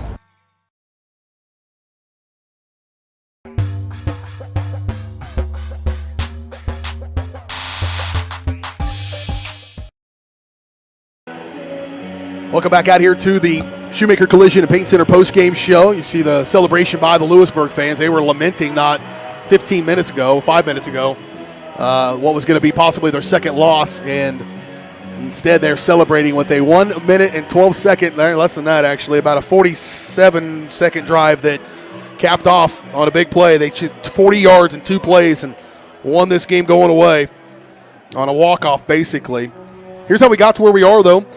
It ended very, very, very, very differently from how it started. Because this game all the way back at 7 o'clock this evening, Louisburg started this game on a fumbled snap that the Broncos recovered and were able to go and kick a field goal to get things started. So that's how we got things going, a 3-play drive from about the 10. The Broncos kick a field goal, a 24-yarder by Ryan Jackson gives them the lead 3-0 with 10:01 to play in the first quarter. Louisburg would be forced to punt. Broncos would punt. Louisburg would punt, Broncos would punt, Louisburg would punt. It was a pretty much defensive game right there in the latter part of the first quarter. Go to the second quarter, and the Broncos go to work. A 10-play, 45-yard drive, taking advantage of good field position, capped off on a 1-yard touchdown run by Colton McKenna. And with 6:33 to go in the first half, it was 10-0.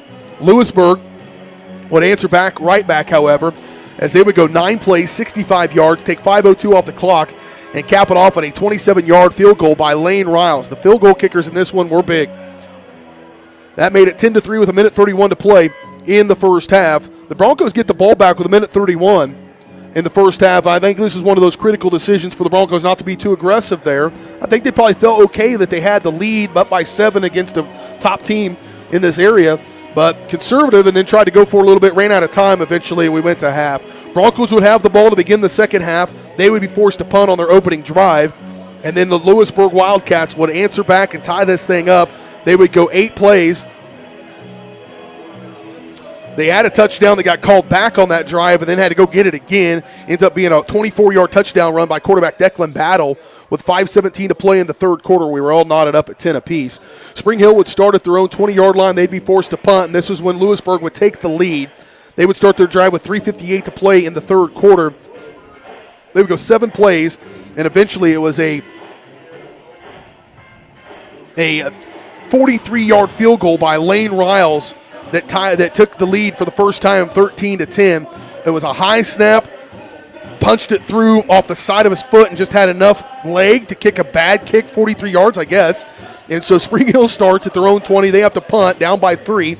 Louisburg would start at their own 43, and a big play for the Broncos as Hagan Whitcraft comes down with an interception to stop that drive early in the fourth quarter, but the Broncos can't do anything with it. They have to punt.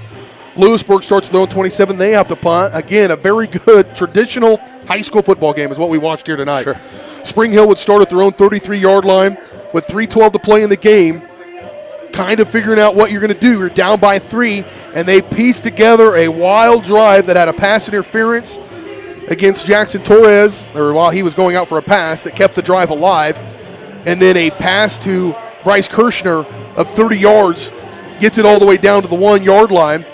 And then one play later, Colt McKenna punches it in with 1:12 to play, and the Broncos are going to win this game 17-13, right? No. Louisburg gets it back at their own 20-yard line with 1:12 to play in the game. And they go 7 plays, 80 yards, capped off on an 18-yard touchdown pitch and catch from quarterback Declan Battle to Caden Kaplinger, who had catches of 18 and 22 on that drive, and with 20 seconds left, they punch it in 20-17 with a point after attempt, and that's the final, 20-17. Broncos fall here on the road at Louisburg. We'll come back, get your final thoughts, Matt, and talk about this one, try to figure out where we might be next week. All that and more still to come here on the Postgame Show, brought to you by Shoemaker Collision and Paint Center in Spring Hill.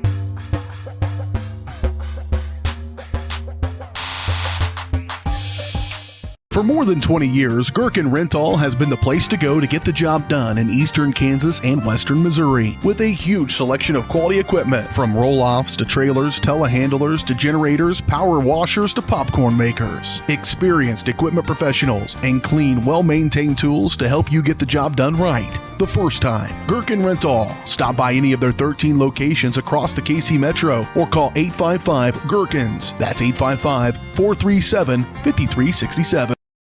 Hers Incorporated in Spring Hill is your area's premier small engine repair shop. Before you replace that faulty trimmer or mower, let our experts get you back to work. And if you are in the market for a new handheld, we carry Maruyama and Red Max trimmers. Plus, Hers is still the best place for hydraulic hoses, cylinder repair, and mechanical control cables. If that's not enough, we're also a UPS drop-off location. To learn more, visit us at hersinc.net, call 913-247-3530, or just stop on by. What is typically a daunting, frustrating, and intimidating experience was enjoyable and exciting because of Amy. She listened to what we envisioned for our future home and was able to show us houses that reflected this. She was with us every step of the way, taking the time to answer our phone calls and texts. We ended up with our dream home, all thanks to Amy. Feel at home while you find your next home with Amy Kelly of Reese Nichols Real Estate. Amy goes above and beyond for her clients and even makes a contribution to Ronald McDonald House with every closing. Contact Amy Kelly to buy or sell your home. Massage.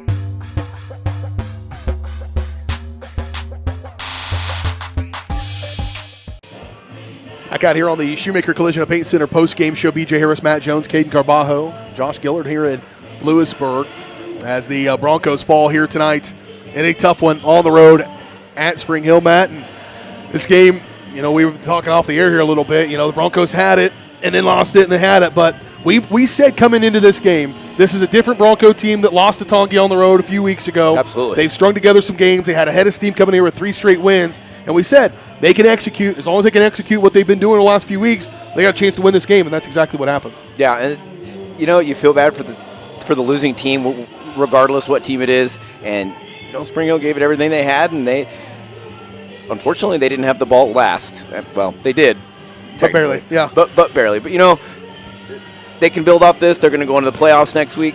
Hopefully they're going to be in the top 6. I was kind of looking around, but I don't have all the scores yet to know. We'll find out probably by midnight tonight who's going to play who. There's a lot of muddling right here in the 5 to 12 range. So the teams are probably all about the same ability. They're all going to be about 500.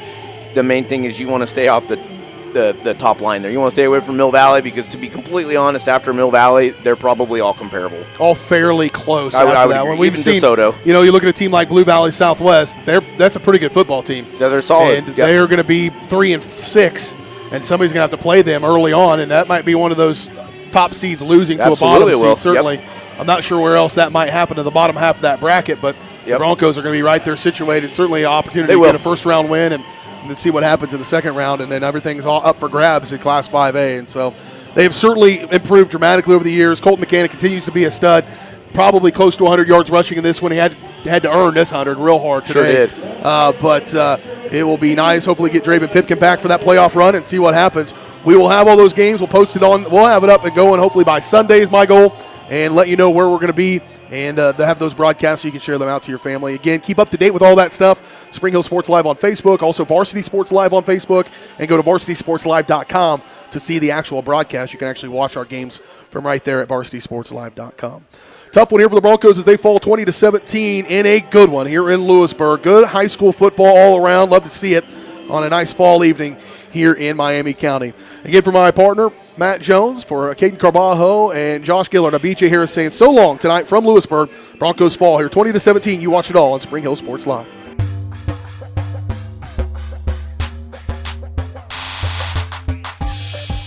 You've been watching Spring Hill High School Sports on your home for the Broncos, Spring Hill Sports Live. Spring Hill Sports Live is presented by Strode Orthodontics, creating beautiful, healthy smiles. Learn more at StrodeOrtho.com. Also by